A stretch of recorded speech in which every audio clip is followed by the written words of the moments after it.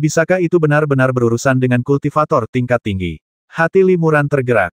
Limuran menganggap dirinya cukup kuat, terutama karena teknik kultivasinya yang canggih dan kekuatan magisnya yang mendalam. Ia juga memiliki keterampilan luar biasa dalam membuat jimat, yang ia gunakan dengan berbagai cara.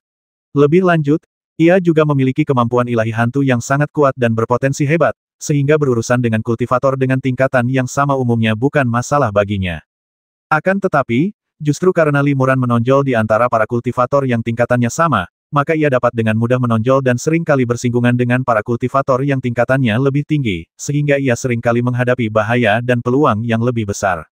Memiliki tingkat perlindungan diri tertentu di hadapan para kultivator tingkat tinggi selalu menjadi salah satu tujuan utama Limuran dalam mengembangkan kekuatan supernatural. Jika rangkaian teknik pedang atribut gelap ini benar-benar semisterius yang dikatakan oleh sang fanatik pedang, teknik ini memang sangat cocok untuk Limuran. Limuran cukup tergoda. Ia berkata, kalau begitu, aku bersedia mencurahkan waktu dan tenagaku untuk mempelajarinya. Namun, pencapaian ilmu pedangku terlalu rendah, dan fondasiku lemah. Aku penasaran berapa lama lagi aku akan mencapai tingkat keberhasilan kecil dalam ilmu pedang yang disebutkan oleh Daoist Sword Maniac. Si maniak pedang berkata, Tuan, jangan khawatir. Teknik pedang ini tidak membutuhkan tingkat kemahiran berpedang yang tinggi. Kuncinya adalah memiliki kekuatan magis yang dalam dan kekuatan magis atribut gelap tingkat lanjut. Selain itu, pedang atribut gelap berkualitas tinggi juga akan membuat teknik pedang ini lebih efektif. Sang maniak pedang dengan saksama memeriksa pedang penyerap bintang di tangan Limuran dan berkata, kalau keponakanku tidak salah, pedangmu ini pasti ditempa di alam bawah. Alam bawah memiliki energi yang bercampur, jadi meskipun material pedang ini bagus, kualitasnya bercampur, dan belum mencapai efek penempaan terbaik. Kalau kau percaya padaku, tolong berikan pedang ini padaku dan tempa lagi. Penempaan ulang ini tidak akan menghapus jejakku dan kemungkinan besar akan meningkatkan kualitas pedang ini. Limuran ragu sejenak sebelum menyetujui, baiklah, terima kasih atas kerja kerasmu, Sword Maniac. Aku bersedia mempelajari teknik pedang atribut gelap itu bersamamu.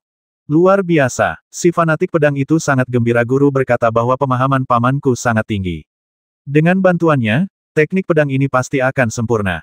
Si maniak pedang menjelaskan secara rinci kepada Limuran serangkaian teknik pedang gelap yang diciptakannya, lalu mengambil pedang penyerap bintang milik Limuran. Limuran juga menepati janjinya. Meskipun ia memiliki keterampilan tingkat lanjut seperti seni membasmi dewa, ia mengesampingkannya untuk sementara waktu. Ia telah mempelajari teknik pedang atribut gelap ini dengan saksama akhir-akhir ini. Teknik pedang ini menekankan sifat tak kasat mata dan tak berwujud. Saat diayunkan, pedang tidak memancarkan cahaya atau bayangan, tetapi memiliki kekuatan yang luar biasa untuk membasmi musuh secara tak kasat mata. Oleh karena itu, teknik ini disebut pedang tak kasat mata oleh para penggemar pedang. Pedang tak terlihat ini sungguh inovatif. Tidak seperti kebanyakan teknik pedang, teknik ini tidak mengejar kecepatan atau kekuatan, melainkan berfokus pada kemampuan siluman dan ketidaktampakan. Teknik ini mengubah kekuatan pedang menjadi benang-benang pedang gelap yang tak terlihat, menyatu dengan energi surgawi dan duniawi di sekitarnya. Benang-benang ini, bagaikan untaian energi vital yang sangat kecil dan tak terlihat, sangat tajam, seringkali memungkinkan yang lemah mengalahkan yang kuat dalam serangan mendadak. Oleh karena itu, untuk menguasai teknik pedang ini, kekuatan sihir atribut gelap adalah faktor pertama, diikuti oleh kualitas pedang. Meskipun pencapaian ilmu pedang juga penting, itu bukanlah faktor terpenting. Hanya setengah bulan kemudian, si penggila pedang mengembalikan pedang penyerap bintang yang telah ditempa ulang kepada Limuran. Meskipun pedang penyerap bintang masih sepenuhnya hitam saat ini, pedang itu tembus cahaya, bahannya jelas lebih halus, dan kualitasnya juga ditingkatkan ke harta spiritual tingkat ketiga. Sayangnya, material atribut gelap kelas atas sangat langka, jadi kami hanya bisa menempa harta spiritual tingkat ketiga. Seandainya ada pedang atribut gelap tingkat kelima atau lebih tinggi, pasti kekuatannya akan jauh lebih besar. Desah si maniak pedang. Limuran sangat puas. Ia baru saja mencapai tahap Yuan Shen, dan tidak mudah baginya untuk memiliki harta spiritual tingkat ketiga. Pada bulan berikutnya, Limuran berlatih keterampilan pedang dan berdiskusi dengan para penggemar pedang sepanjang hari, terus-menerus meningkatkan kemampuan pedang tak terlihat ini. Teknik yang baru diciptakan ini juga memiliki keuntungan besar sulit untuk dipertahankan. Karena musuh sama sekali tidak menyadari teknik pedang ini, sulit untuk secara khusus mempertahankan diri darinya, sehingga memberikan ruang yang lebih besar untuk berkembang. Kenali diri sendiri dan kenali musuh Anda. Setelah lawan menguasai teknik Anda, mereka dapat melancarkan serangan terarah. Semua hal saling berinteraksi, dan taktik cerdas apapun, setelah ditargetkan, akan kesulitan mencapai potensi penuhnya. Namun, Teknik yang baru diciptakan dan tidak diketahui lawan seringkali mustahil untuk ditargetkan, dan seringkali menghasilkan hasil yang luar biasa saat pertama kali digunakan. Suatu hari, Limuran sedang berlatih pedang dengan seorang fanatik pedang, ketika tiba-tiba cahaya ungu menyala di matanya. Si maniak pedang pun melihat kejadian itu dan bertanya, "Tuan, apa yang terjadi?" Limuran mendesah pelan dan berkata, "Pantongku siap bergerak, dan aku sudah menghabiskan semua pil pengembali jiwa. Kurasa aku harus meninggalkan lembah untuk sementara waktu guna menyempurnakan beberapa pil pengembali jiwa." Si gila pedang mengangguk. Dia sudah lama tahu bahwa Limuran adalah setengah kultivator klan Mei. Kudengar dari kakak keduaku bahwa setelah meninggalkan lembah pedang surgawi, terbang di atas gunung hijau ini, dan kemudian lebih dari 3.000 mil ke selatan, terdapat sebuah kota fana yang besar.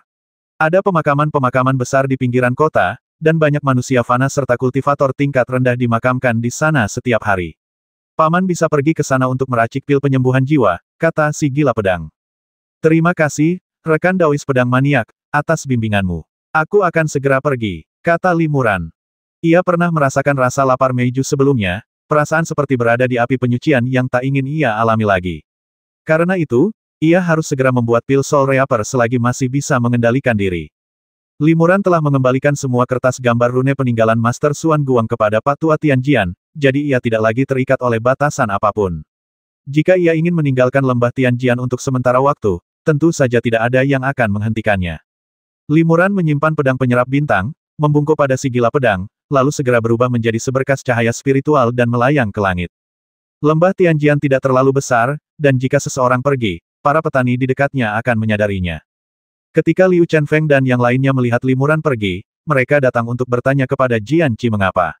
Jianqi memberitahu Liu Chenfeng bahwa Limuran akan pergi untuk memurnikan pil pemulihan jiwa. Liu Chenfeng menghela napas pelan dan tidak berkata apa-apa lagi. Lagi pula, manusia dan ibel punya jalan yang berbeda. Kuharap dia pergi untuk menyempurnakan pil penghancur jiwa saja, daripada mengambil kesempatan untuk membasmi para kultivator manusia dan melahap pikiran spiritual mereka. Gumam Liu Chenfeng dalam hati. Setelah Limuran terbang keluar dari lembah Tianjian, ia terus terbang ke selatan sesuai instruksi Jianqi. Setelah terbang di atas pegunungan dan terbang beberapa jauh, kami melihat sebuah kota besar. Ini adalah dataran tempat sungai-sungai bertemu dan tanahnya kaya akan sumber daya, sehingga banyak manusia hidup di sini. Di saat yang sama, ada beberapa urat spiritual kecil di dekatnya, sehingga banyak kultivator tingkat rendah berlatih di sini. Di sebelah utara kota, terdapat sejumlah bukit makam dengan energi yin yang kuat. Tempat ini berlatar belakang pegunungan dan menghadap ke air. Di sebelah kiri terdapat pegunungan bergelombang yang menyerupai tubuh naga, dan di sebelah kanan terdapat hutan dengan pepohonan tinggi. Ini merupakan tanah harta karun Feng Shui yang sangat baik. Terdapat tak kurang dari 1 juta makam di pemakaman luas ini, dengan ratusan makam baru ditambahkan setiap hari. Di antara mereka yang dimakamkan di sini terdapat banyak pejabat tinggi atau petani kelas bawah. Pada siang hari, banyak keluarga yang menghadiri pemakaman atau berkabung dan berziarah ke makam, namun pada malam hari, area di sekitar makam sepi dan tidak terlihat seorang pun. Malam itu, Limuran melintas dan mendarat di sini. Ia melepaskan indera ilahinya dan melihat sekeliling. Setelah tidak menemukan satupun kultivator fana yang bergerak, ia tiba-tiba mengaktifkan kekuatan sihir hantunya. Pupil matanya tiba-tiba berubah menjadi ungu tua, dan sepasang sayap hantu yang indah tiba-tiba muncul di punggungnya. Setelah itu, ia dengan cermat merasakan sekelilingnya. Para manusia fana atau kultivator tingkat rendah yang baru saja meninggal masih memiliki sangat sedikit kesadaran ilahi yang tersisa di dalam tubuh mereka. Sulit bagi kultivator biasa untuk mendeteksinya, tetapi orang-orang Mei dapat merasakannya. Terutama orang Mei yang sangat lapar, mereka bahkan dapat mendeteksi jejak fluktuasi spiritual manusia yang jaraknya ratusan mil. Tak lama kemudian, Limuran merasakan adanya sisa-sisa samar kesadaran ilahi di beberapa tempat di gunung kuburan itu, dan satu area relatif kuat. Mungkin ada beberapa kultivator tingkat tinggi yang terkubur di sana, pikir Limuran. Semakin tinggi kultivasi seorang kultivator, semakin kuat kesadaran spiritual yang tersisa di tubuhnya setelah kematian, dan semakin banyak pil penghidup kembali jiwa yang bisa mereka sempurnakan. Limuran mengembangkan sayapnya dan segera terbang di atas area di mana fluktuasi spiritual paling kuat. Kemudian, Limuran mengeluarkan formasi sederhana dan memasangnya di sekelilingnya. Formasi ini, yang tampak sederhana, sebenarnya cukup mendalam. Penyempurnaan pil penghancur jiwa sepenuhnya bergantung pada formasi ini. Saat itu, pemilik Mengdieksuan dan sekelompok kultivator Meiju bekerja sama dan mencurahkan banyak upaya untuk memahami formasi ini, yang memungkinkan mereka menyempurnakan pil penghancur jiwa dan untuk sementara meredakan hasrat para kultivator Meiju. Setelah Limuran bergabung dengan Meng Diexuan, penjaga toko memberinya satu set alat formasi dan mengajarinya metode pemurnian pil penghancur jiwa tanpa ragu. Menurut penjaga toko, ia tidak berniat menyembunyikan teknik pemurnian pil penghancur jiwa dan bahkan ingin mempromosikannya. Sayangnya, metode ini tidak kondusif bagi kultivasi para kultivator Meiju dan sulit untuk dipromosikan. Dengan peralatan pembentukan yang sudah jadi, Limuran menyelesaikan formasi hanya dalam setengah batang dupa. 6 panji pemanggil jiwa di 6 sudut formasi bersinar dengan cahaya spiritual redup, saling memantulkan membentuk formasi heksagram berukuran lebih dari 100 kaki. Ini adalah bentuk formasi yang sangat umum kebanyakan formasi yang berkaitan dengan transmigrasi jiwa dan perjalanan melalui kehampaan berbentuk heksagram, tetapi instrumen yang digunakan untuk menyebarkan formasi dan rune di dalamnya sangat bervariasi. Setelah formasi terbentuk, Limuran mengeluarkan beberapa botol dan toples, membukanya satu persatu, dan menuangkan aliran debu atau potongan cairan spiritual ini adalah bahan tambahan untuk menyempurnakan pil jiwa. Setelah itu, Limuran mengibarkan bendera formasi, mengaktifkan kekuatan formasi tersebut. 6 panji pemanggil jiwa perlahan-lahan terbang ke udara, membentuk formasi heksagram yang lebih besar yang menyelimuti beberapa bukit kuburan di dekatnya. Kemudian, titik-titik cahaya kecil yang nyaris tak terlihat terbang keluar dari kuburan-kuburan baru itu, menyatu di pusat formasi dan bercampur dengan material-material pembantu alkimia. Titik-titik cahaya ini persis seperti gumpalan kesadaran ilahi yang masih tersisa. Limuran tengah berkonsentrasi menyempurnakan pil penyelamat jiwa, ketika tiba-tiba, sebuah makam di bawahnya retak dan mengeluarkan suara pop. Hampir bersamaan, hal serupa terjadi pada beberapa makam tak jauh dari sana. Makam-makam yang tampak biasa saja itu tiba-tiba retak tanpa peringatan, dan bayangan gelap memancar keluar darinya. Wajah Limuran berubah. Para kultivator abadi tidak takut dengan hantu, namun bayangan hitam yang terbang keluar dari kubur bukanlah hantu, melainkan kultivator manusia dengan tingkat kultivasi tinggi. Ini adalah pinggiran kota fana yang besar, jadi bagaimana mungkin ada kultivator tingkat tinggi yang menyergap. Selain itu, tidak hanya ada 7 atau 8 kultivator ini, tetapi tekanan spiritual yang mereka pancarkan juga sangat kuat. Limuran segera merasakan bahwa di antara orang-orang ini, orang yang tingkat kultivasinya paling rendah berada di tahap tengah alam pembentukan jiwa, dan salah satu dari mereka memiliki aura yang tak terduga, dan dia pastilah seorang master di tahap tubuh roh. Makhluk dengan tingkat kultivasi setinggi itu akan memiliki status yang sangat tinggi bahkan di dunia spiritual. Bagaimana mungkin dia bersembunyi di kuburan manusia? Tidak peduli seberapa hati-hatinya Limuran, dia tidak akan pernah menduga bahwa ada master tahap tubuh spiritual yang bersembunyi di makam-makam fana ini. Di bawah sinar bulan, Limuran melihat bahwa semua biksu itu mengenakan jubah hitam, dan identitas mereka tidak dapat dilihat dari pakaian mereka. Dia yang datang pasti punya niat jahat. Limuran segera mengaktifkan sayap hantunya, dan matanya memancarkan cahaya ungu. Namun, pada saat ini, para biksu semua bertindak. Dengan lambaian lengan baju mereka, sinar cahaya spiritual meledak dan saling terkait membentuk jaring cahaya spiritual raksasa, menutupi kepala Limuran. Jaring cahaya ini membentuk penghalang isolasi yang sangat kuat, langsung memutus koneksi antara bagian dalam dan luar jaring. Limuran bahkan tidak bisa merasakan energi vital langit dan bumi di luar jaring.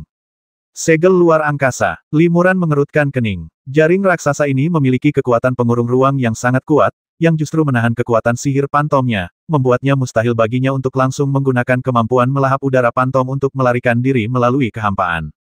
Limuran bereaksi cepat. Ia mengibaskan lengan bajunya, mengeluarkan pedang kayu, lalu menebaskannya ke udara. Pedang kayu ini adalah pedang jimat tingkat tinggi yang berisi beberapa jimat pedang surgawi. Begitu pedang itu diayunkan, 7 atau 8 cahaya pedang yang sangat tajam dan kuat melesat dari udara. Kekuatan cahaya pedang ini begitu mencengangkan hingga mampu memotong serangkaian retakan tipis di langit malam.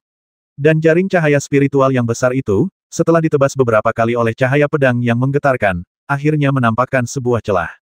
Limuran sangat cerdik dan cekatan. Ia langsung melesat keluar dari celah dan lolos dari jaring raksasa. Ah! Teriak para biksu di sekitarnya kaget. Mereka jelas tidak menyangka Limuran bisa lolos dari jaring raksasa itu. Biksu terkemuka di tahap tubuh spiritual juga mengangkat alisnya dan tampak terkejut.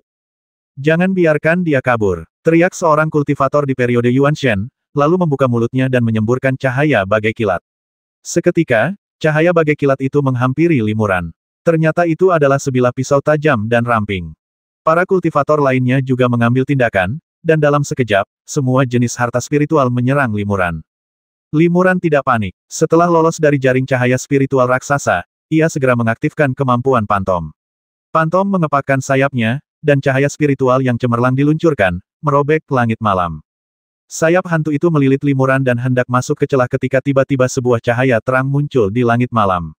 Ternyata itu adalah kultivator tahap tubuh spiritual yang memanggil hantu itu.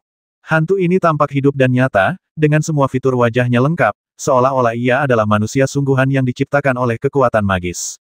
Ialah tubuh Dharma kedua yang dikabarkan.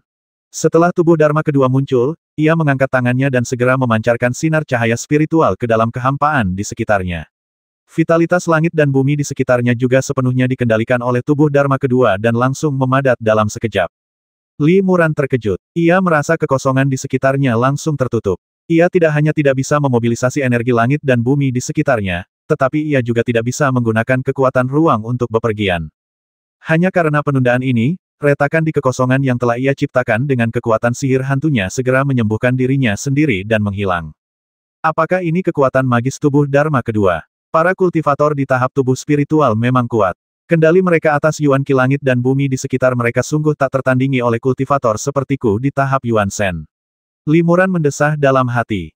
Pada saat ini, harta spiritual yang dipanggil oleh beberapa kultivator tahap Yuan Shen juga menyerang Limuran, tetapi mereka semua berhenti beberapa meter darinya. Jelas, mereka ingin menangkap Limuran hidup-hidup. Tetapi jika Limuran bergerak sedikit saja, harta spiritual ini mungkin akan menyerangnya. Orang-orang ini jelas datang dengan persiapan yang matang, dan sangat siap. Limuran diam-diam terkejut. Kultivator di tahap tubuh roh itu sepertinya telah mengetahui rencanaku untuk menggunakan kekuatan magis spasial demi melarikan diri. Dia segera menggunakan tubuh Dharma keduanya dan memenjarakan kehampaan di sekitarnya, mencegahku melarikan diri. Meskipun Limuran memiliki kemampuan yang hebat, ia disergap oleh 7 atau 8 kultivator tingkat tinggi, termasuk seorang master di tahap tubuh spiritual. Ia tak berdaya dan hanya bisa pasrah. Seorang kultivator pada tahap akhir Yuan Shen segera terbang di depan Limuran dan melemparkan tali spiritual untuk mengikat tubuh Limuran.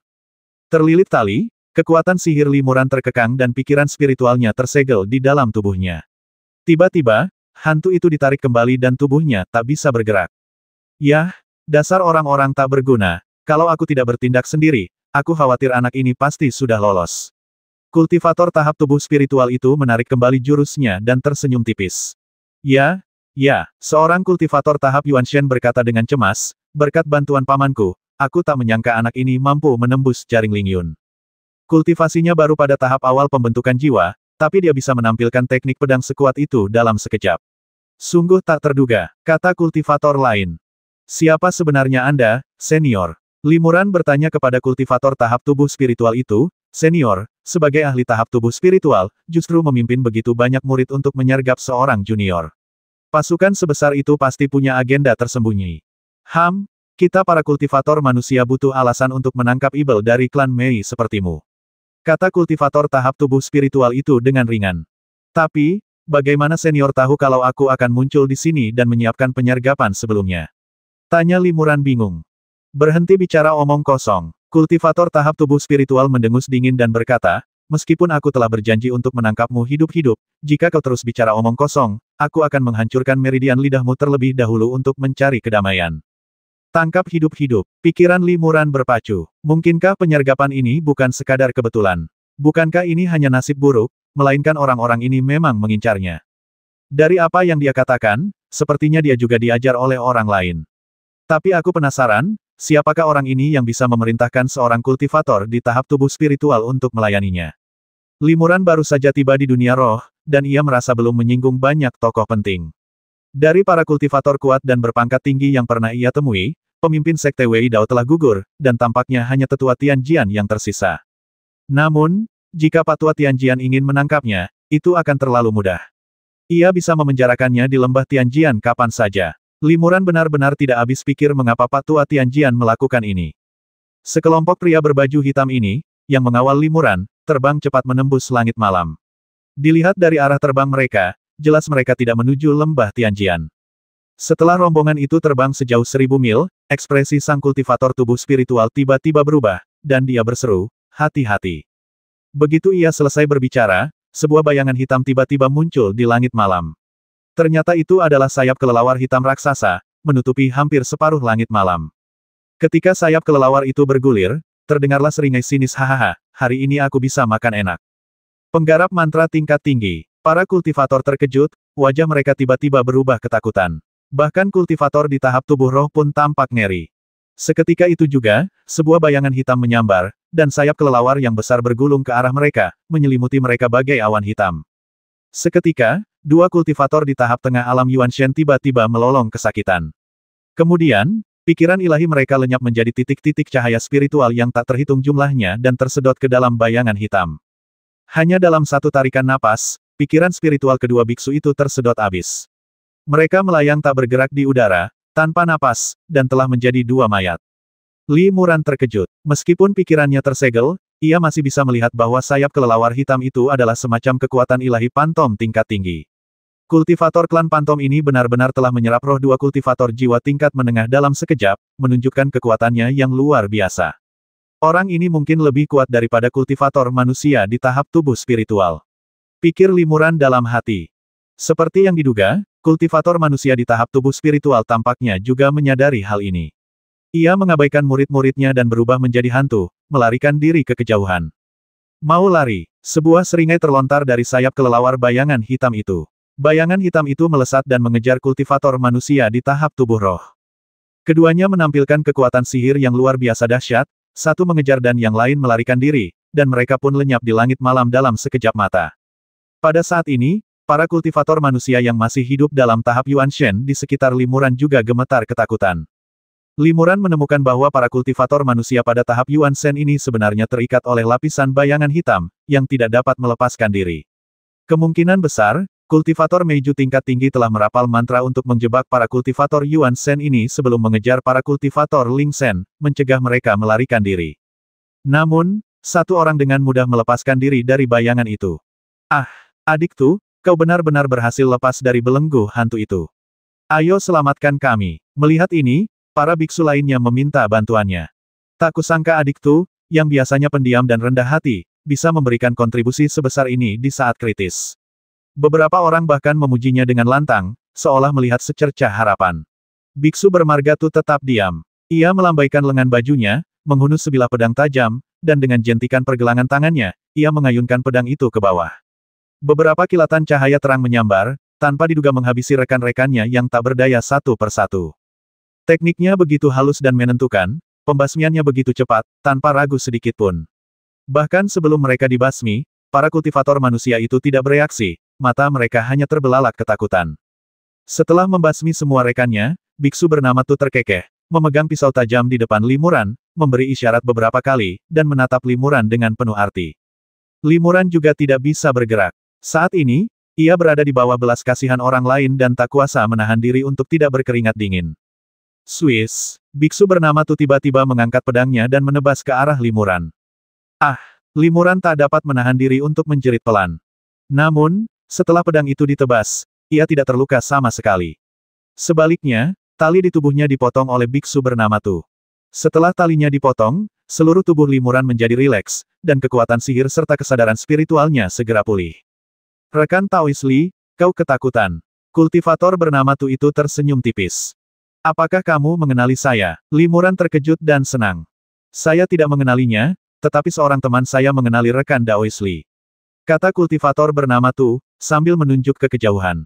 Limuran melihat ke arah yang ditunjuknya, dan benar saja, ia melihat dua cahaya hantu terbang ke arahnya dengan kecepatan tinggi. Limuran melepaskan indera kedewaannya dan melakukan penyelidikan singkat. Wajahnya tiba-tiba menunjukkan kegembiraan pemilik toko, Feng Ming, itu mereka. Setelah beberapa saat, cahaya spiritual hantu itu memudar, memperlihatkan sosok dua orang, yang merupakan pemilik Meng Diexuan dan Feng Ming. Penjaga toko tersenyum ketika melihat Limuran, sementara Feng Ming menatapnya dengan ekspresi rumit. Penjaga toko, rekan Daois Feng, apakah kalian yang menyelamatkanku? Tanya Limuran dengan heran. Sebelum penjaga toko itu sempat menjawab, biksu bermarga Tu tertawa terbahak-bahak dan berkata kepadanya, haha, Jiu Daozi, kali ini kau berutang budi besar padaku. Terima kasih, saudara Tu. Saya pasti akan memberimu sebotol anggur terbaik sebagai ucapan terima kasih nanti. Penjaga toko membungkuk padanya untuk mengungkapkan rasa terima kasihnya. Baiklah, biksu Tu membungkuk kepada mereka bertiga dan berkata, tidak disarankan untuk tinggal di sini terlalu lama. Saya akan pergi dulu. Harap berhati-hati. Terima kasih banyak. Saya akan selalu mengingat kebaikan Anda yang telah menyelamatkan hidup dan akan membalasnya di masa depan. Limuran membungkuk dan mengungkapkan rasa terima kasihnya. Tidak perlu berterima kasih pada Tu, berterima kasihlah pada Feng Ming. Kalau dia tidak meminta bantuan Bos Ye, aku tidak akan bisa menyelamatkanmu. Kultivator bernama Tu itu tertawa, lalu sosoknya melesat dan berubah menjadi cahaya spiritual redup, terbang ke langit malam, lalu perlahan menghilang. Ada apa ini? Bagaimana kalian berdua, rekan Tao, tahu kalau aku akan disergap dan diselamatkan tepat waktu? Tanya Limuran bingung. Penjaga toko menghela napas dan berkata, saudara Tu tadi juga seorang kultivator klan Mei. Dia adalah Mei palsu di antara klan Mei, dan kekuatan pantomnya tersembunyi di dalam tubuhnya, tak pernah terungkap. Meskipun kekuatan pantomnya biasa saja, identitasnya sulit dideteksi. Dia bersembunyi di Sekte Aoyun sebagai orang dalam klan Mei. Saya berteman dengannya di masa kecil. Sebelumnya, saya mengetahui darinya bahwa Sekte Aoyun sebenarnya berencana menyergap seorang kultivator klan Mei di tahap Yuan Shen. Mereka tampaknya menanggapi masalah ini dengan sangat serius, bahkan mengirimkan para ahli di tahap Ling Shen untuk mengaturnya sebulan sebelumnya. Saudara Tu khawatir Sekte Aoyun sedang mengincar seorang kultivator inti klan Mei, jadi ia lebih memperhatikan penyelidikan tersebut. Kemudian, ia menyelidiki lebih lanjut dan menemukan bahwa orang itu tidak lain adalah rekan Daois Li yang saya sebutkan kepadanya. Setelah mengetahui hal ini dari saudara Tu, Feng Ming dan aku memutuskan untuk menggunakan rencananya untuk melawanmu. Feng Ming meminta Tuan Ye dari klan Mei untuk membasmi orang-orang yang menyergapmu dan menyelamatkanmu. Jadi, mereka yang menyergap kita semua adalah kultivator Sekte Aoyun. Li Muran tercengang. Ia memang punya sejarah dengan Sekte Aoyun. Sebelum ditahbiskan kembali, ia ditangkap oleh kultivator Sekte Aoyun berpangkat rendah dan dipaksa bekerja paksa selama beberapa tahun. Kemudian, ia membuat kekacauan di arena penjara, membantai banyak kultivator Sekte Aoyun berpangkat rendah dan beberapa manusia fana yang dekat dengan mereka. Namun, insiden ini kemungkinan besar tidak diketahui banyak orang. Lagi pula, kalaupun masalah ini sampai terbongkar, dia hanya membasmi beberapa murid tingkat rendah yang pantas dihukum. Bahkan jika Sekte Aoyun ingin membalas dendam padanya, mereka tidak akan mengerahkan pasukan sebesar itu dan mengirim kultivator tingkat tinggi di tahap tubuh spiritual untuk menyergapnya selama lebih dari sebulan. Rekan Taois Li, apakah Anda punya dendam terhadap Sekte Aoyun? Mengapa mereka menyergap Anda? Tanya penjaga toko. Limuran menggelengkan kepalanya kalaupun ada, tak perlu disebutkan. Aku tak bisa memikirkan alasan mereka bertindak. Limuran lalu bertanya kepada kedua penjaga toko itu, bukankah kalian berdua Taois berencana untuk meninggalkan tempat ini? Mengapa kalian masih berkeliaran di sini? Penjaga toko menghela napas berat, dan Feng Ming sedikit mengernyit, tampak gelisah. Jelas mereka berdua memiliki kesulitan masing-masing. Limuran hendak bertanya lebih lanjut, tetapi dia melihat bayangan hitam melintas di langit malam yang jauh, dan sayap kelelawar bayangan hitam besar terbang menuju tempat ini lagi. Sayap kelelawar itu terlipat, dan bayangan itu menghilang, memperlihatkan sosok seorang pria parubaya. Pria ini kurus, berhidung mancung dan berwajah panjang, dan penampilannya tampak agak dingin. Tuan Ye, penjaga toko dan Feng Ming membungkuk hormat kepada pria parubaya itu, merasa kagum padanya. Terima kasih banyak telah menyelamatkan hidupku. Atas isyarat penjaga toko, Limuran pun membungkuk untuk mengungkapkan rasa terima kasihnya. Apakah kau kultivator yang menyerap kekuatan sihir hantu Wenmo? Tuan Ye melirik Limuran dengan tatapan dinginnya, seolah ingin melihat apa yang telah terjadi. Limuran merasa merinding hanya dengan berkontak mata dengannya, jadi dia segera menundukkan kepalanya. Kultivasi Tuan Ye ini sangat tinggi. Limuran yakin bahwa ia pasti lebih dari sekadar tahap awal kultivasi tubuh spiritual. Mengenai ranah spesifiknya, ia masih belum bisa menilai. Sayang sekali, meskipun kultivasi Wenmo tidak tinggi, kualitas bayangannya bagus dan dia memiliki potensi besar. Aku pernah memujinya, tapi aku tidak menyangka dia akan mati di tanganmu. Tuan Ye mendesah. Hati Limuran bergetar, mungkinkah orang ini ingin membalaskan dendam janda hitam? Tuan Ye tampaknya tidak berniat demikian. Ia tidak mempermalukan Limuran, melainkan berkata kepada mereka, para kultivator manusia itu semuanya sudah mati. Tolong ikuti aku kembali ke perkemahan. Aku masih membutuhkan kalian. Ya, jawab penjaga toko dan Feng Ming. Limuran terkejut ketika mendengar ini kultivator manusia dalam tahap tubuh spiritual yang baru saja melarikan diri juga dibasmi oleh Anda, Tuan. Tuan Ye mencibir, seorang kultivator tingkat awal tubuh spiritual tentu saja bukan tandinganku. Namun, sebelum ia meninggal, ia justru meledakkan roh primordialnya, mencegahku melahap kesadaran ilahinya. Sayang sekali. Limuran diam-diam terkejut. Kultivator tubuh spiritual tahap awal memiliki kekuatan magis yang hebat dan mampu menaklukkannya dengan satu gerakan, tetapi dengan mudah dibasmi oleh Tuan Ye ini. Tampaknya kekuatan kultivasi Tuan Ye bahkan lebih mengerikan. Pantas saja pemilik toko dan Feng Ming begitu kagum padanya. Pikir Limuran dalam hati. Limuran dan 3 orang lainnya mengikuti Tuan Ye dan terbang ke arah timur. Rombongan itu terbang semalaman dan melanjutkan penerbangan di siang hari. Setelah setengah hari, mereka tiba di sebuah hutan lebat. Hutan ini sangat luas, tanahnya subur, dan banyak desa tersembunyi di dalamnya. Di tengah ngarai berkabut di tengah hutan, terdapat ribuan istana tinggi, megah, dan megah. Limuran dan yang lainnya berhenti di samping ngarai ini. Ngarai itu diselimuti oleh batasan-batasan ketat, dengan para kultivator berkeliaran dan menjaganya. Di pintu masuk, terdapat beberapa kultivator tingkat Yuan Shen yang ditempatkan di sana untuk menjaganya. Ketika para pengawal melihat Tuan Ye, mereka memberi hormat dan membuka pintu masuk agar mereka dapat memasuki lembah. Kalian istirahatlah beberapa hari dulu. Aku harus pergi mengurus beberapa hal dulu. Tuan Ye memberi instruksi kepada Limuran dan yang lainnya, lalu pergi sendiri. Di mana ini? Tanya Limuran penasaran. Ini salah satu kamp tentara Meiju, kata penjaga toko sambil mendesah. Tentara Meiju. Limuran tercengang. Penjaga toko berbisik, saya khawatir rekan Daois Li belum tahu ini. Klan Mei dan umat manusia sudah berselisih. Saya khawatir perang besar akan pecah dalam beberapa tahun. Dan para kultivator di sini semuanya adalah anggota pasukan klan Mei, yang dipimpin dan melayani Kaisar Mei. Kaisar Pesona. Limuran terkejut. Kultivator klan Pesona legendaris dengan kultivasi yang sangat tinggi yang telah hidup selama puluhan ribu tahun. Benar sekali, kata penjaga toko melalui transmisi suara, Tuan Ye yang baru saja dilihat rekan Daois Li adalah salah satu dari 72 jenderal di bawah Kaisar Mantra. Tuan Ye memegang posisi yang sangat tinggi di kamp ini, salah satu yang terbaik. Kali ini, Feng Ming meminta Tuan Ye untuk menyelamatkan rekan Daois Li, tetapi biayanya sangat mahal. Penjaga toko hendak melanjutkan, tetapi disela oleh Feng Ming saya tidak melakukan apa-apa. Tuan Ye hanya lebih tertarik pada si idiot ini. Limuran tahu bahwa kata-kata Feng Ming hanyalah ucapan biasa, tetapi jelas ada sesuatu yang lebih penting. Tempat ini jauh dari tempat ia disergap, dan menyelamatkannya membutuhkan persiapan yang matang, yang akan memakan waktu cukup lama. Memaksa Tuan Ye, seorang pria dengan status dan kekuasaan setinggi itu, memimpin pasukan klan Mei yang besar, untuk bertindak sendiri pasti akan sulit. Terima kasih, rekan Daois Feng. Limuran mengucapkan terima kasih kepadanya dengan penuh rasa terima kasih. Sebenarnya, meskipun ia baru bersama Feng Ming dan pemilik toko itu selama beberapa bulan, persahabatan mereka lebih baik daripada persahabatannya dengan sesama penganut Tao di alam bawah yang telah bersamanya selama ratusan tahun. Limuran sangat tersentuh oleh usaha keras penjaga toko dan Feng Ming untuk menyelamatkannya, tetapi ia tidak terkejut.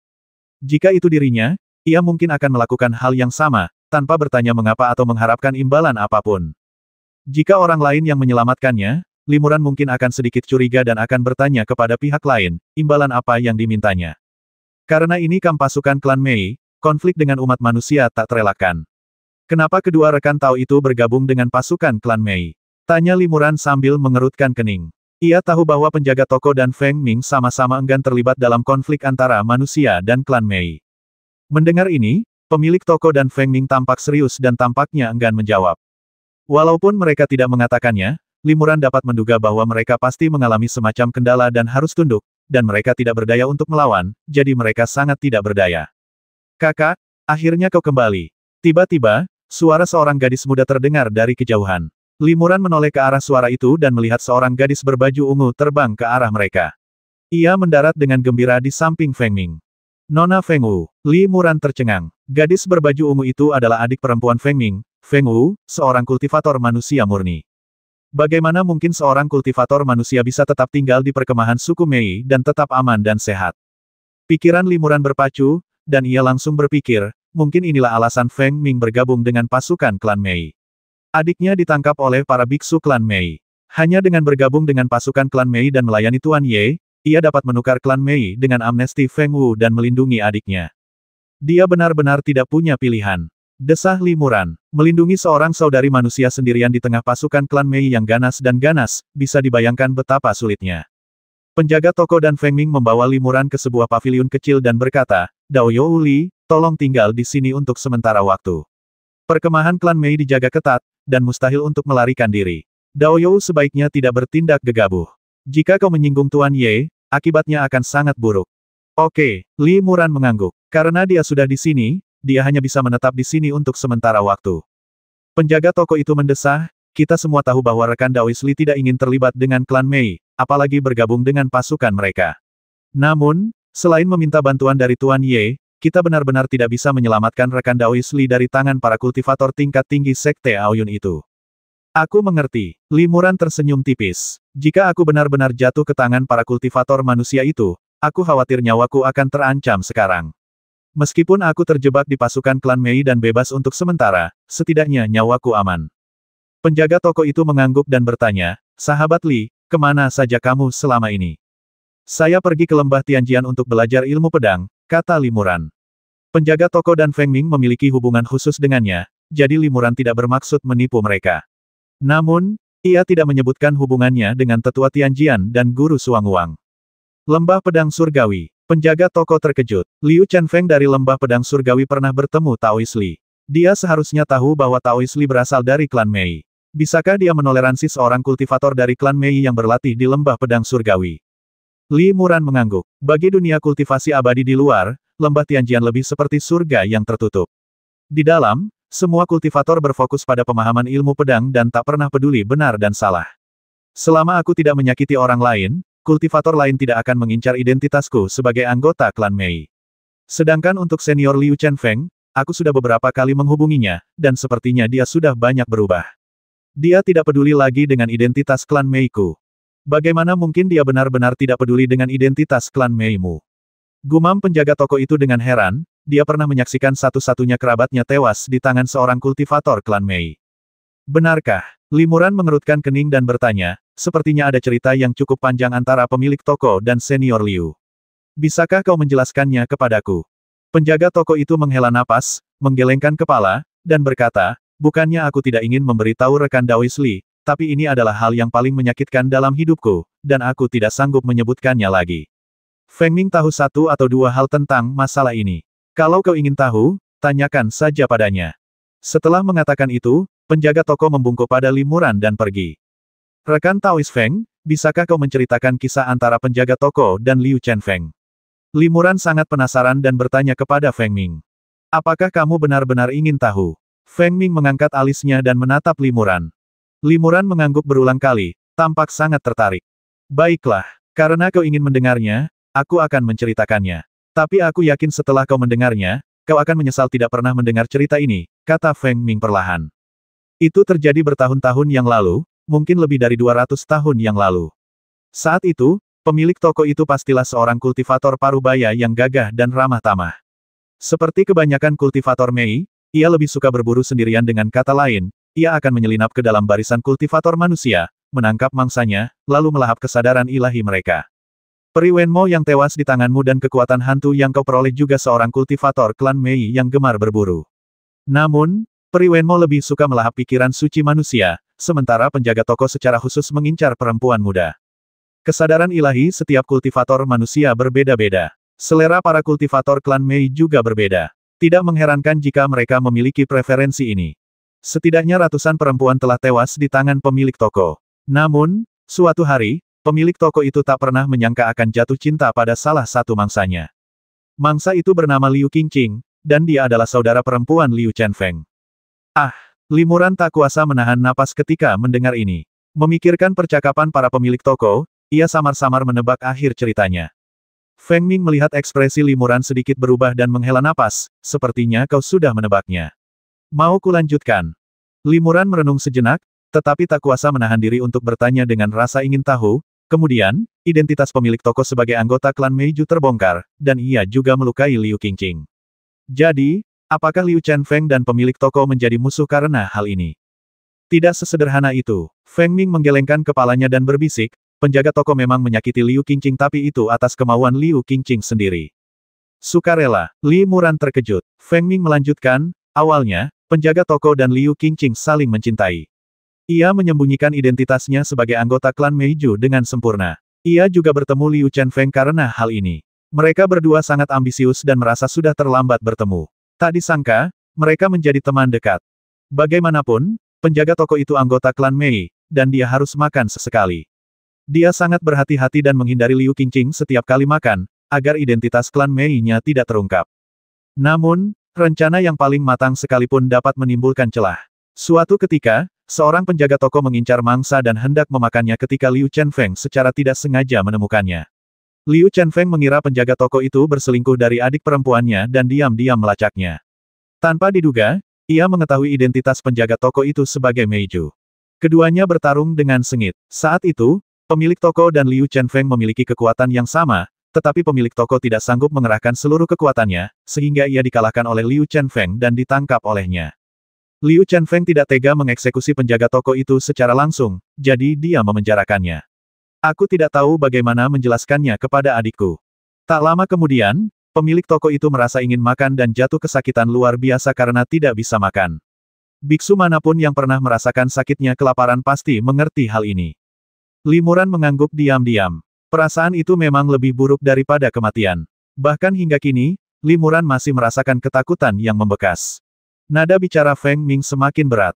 Ketika seorang kultivator klan Mei merasakan kelaparan yang luar biasa, mereka kehilangan akal sehat untuk sementara waktu dan berubah menjadi setan rakus yang bertekad melahap pikiran-pikiran suci. Dan saat itulah penjaga toko menjadi ibel rakus. Tan Mei tidak bisa makan dan akan segera mati kelaparan. Namun, secara kebetulan yang aneh, Liu Qingqing menemukan pemilik toko yang dipenjara tepat pada saat itu. Meskipun Liu Qingqing tahu identitas pemilik toko itu sebagai anggota klan Meiju, ia masih menyimpan perasaan yang mendalam terhadapnya. Tak tega melihat pemilik toko itu menderita, ia bahkan mengorbankan dirinya dan membiarkan pemilik toko itu melahap kesadaran ilahinya. Ketika Limuran mendengar ini, jantungnya berdebar kencang dan dia menampakkan ekspresi kasihan. Sebelum Liu Qingqing meninggal, dia meninggalkan pesan transmisi suara untuk saudaranya, menceritakan kebenaran kepadanya dan memintanya untuk melepaskan pemilik toko itu dan tidak membasminya. Feng Ming mengatakan ini dengan berlinang air mata. Kalian pasti sudah bisa menebak apa yang terjadi selanjutnya. Karena melahap kesadaran ilahi Liu Qingqing, pemilik toko itu selamat dan mendapatkan kembali kewarasannya. Namun sejak saat itu, ia bertekad untuk melepaskan diri dari identitasnya sebagai anggota klan Mei dan dengan tekun meneliti serta mengembangkan pil pemulihan jiwa.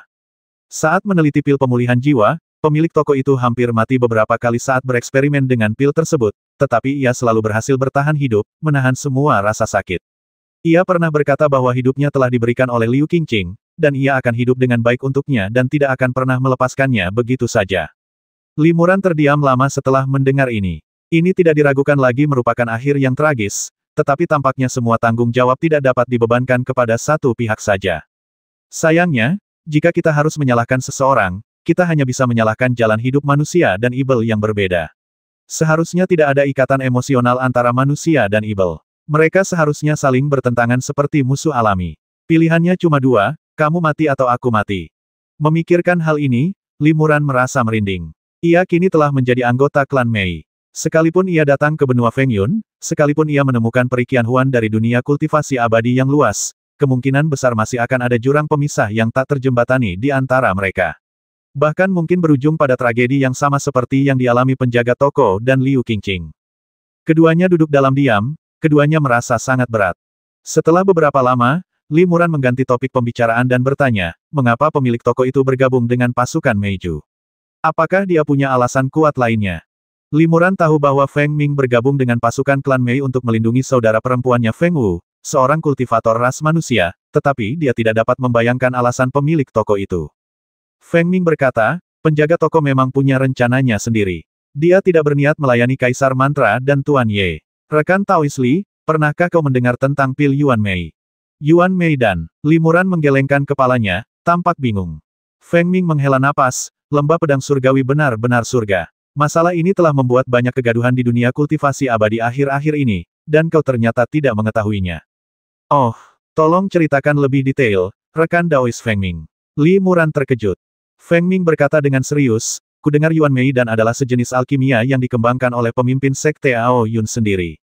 Teknik ini sebenarnya menggunakan hantu para kultivator klan Mei kami sebagai bahan utama untuk memurnikan pil spiritual yang disebut Yuan Mei dan juga ada rumor bahwa Yuan Mei dapat meningkatkan kekuatan pikiran spiritual dan kekuatan sihir para kultivator manusia secara signifikan.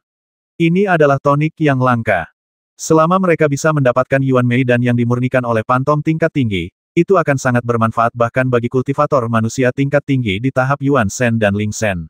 Oleh karena itu, selama periode ini, banyak kultivator manusia yang dengan panik memburu kultivator Mei untuk tujuan memurnikan ramuan tersebut. Peristiwa yang sangat dahsyat. Limuran merasa ngeri. Tak heran tetua Tianjian mendesaknya untuk berhati-hati dan menghindari meninggalkan lembah Tianjian.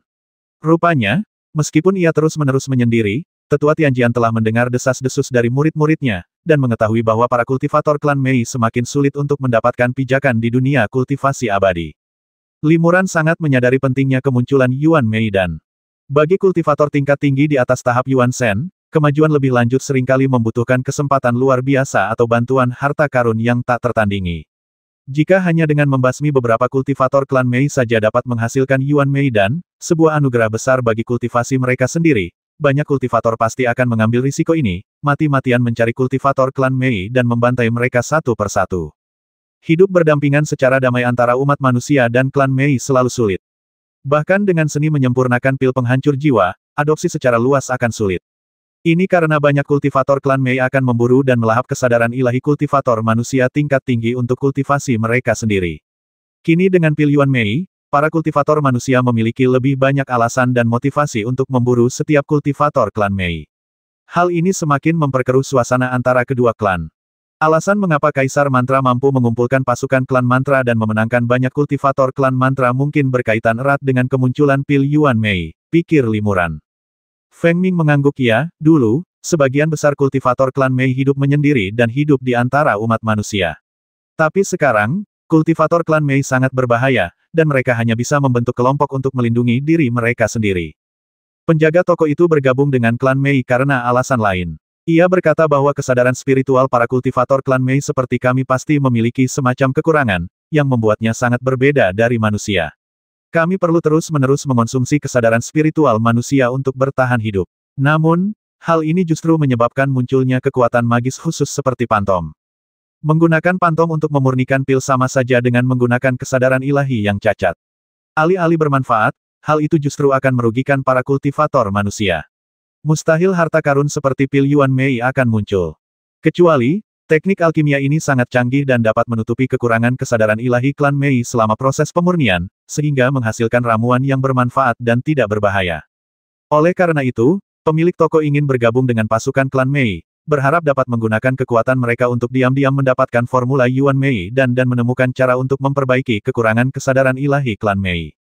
Mungkin, ia dapat menemukan secercah harapan dan melepaskan identitas klan Mei-nya. Hati Limuran tergerak ketika mendengar ini begitu. Penjaga toko itu memang sangat bijaksana.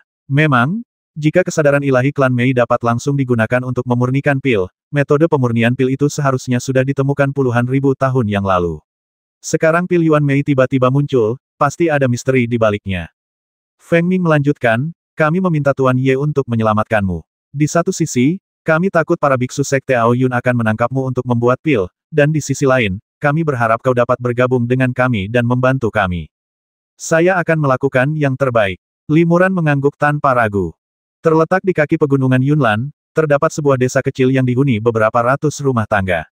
Dikelilingi oleh pegunungan, desa ini menghadap dataran subur, dan sungai yang mengalir dari pegunungan mengalir melalui desa, sehingga cocok untuk berburu dan bertani, cukup bagi penduduk desa untuk mandiri. Selain itu, medan di sekitarnya terjal, sehingga sulit bagi pasukan untuk masuk, memberikan suasana yang tenang dan santai di desa kecil ini, bagaikan surga. Penduduk desa telah tinggal di sini selama beberapa generasi, selama ribuan tahun, dan hampir tidak pernah pergi. Pada hari ini, puluhan tamu terhormat tiba-tiba tiba di desa pegunungan kecil yang tenang. Para tamu terhormat ini benar-benar turun dari langit. Mereka semua mengenakan jubah putih dengan gaya yang sama, tetapi ikat pinggang mereka berbeda, ada yang terbuat dari emas dan ada yang terbuat dari perak. Penduduk desa keluar dari rumah mereka satu demi satu, sambil memandang dengan rasa ingin tahu tamu misterius yang terbang dari langit. Mereka ini pastilah master abadi yang bisa merapal mantra, kata seseorang. Anak-anak itu tampak gembira tanpa alasan, berceloteh di sekitar orang dewasa, tetapi mata mereka tertuju pada Tuan Abadi berjubah putih.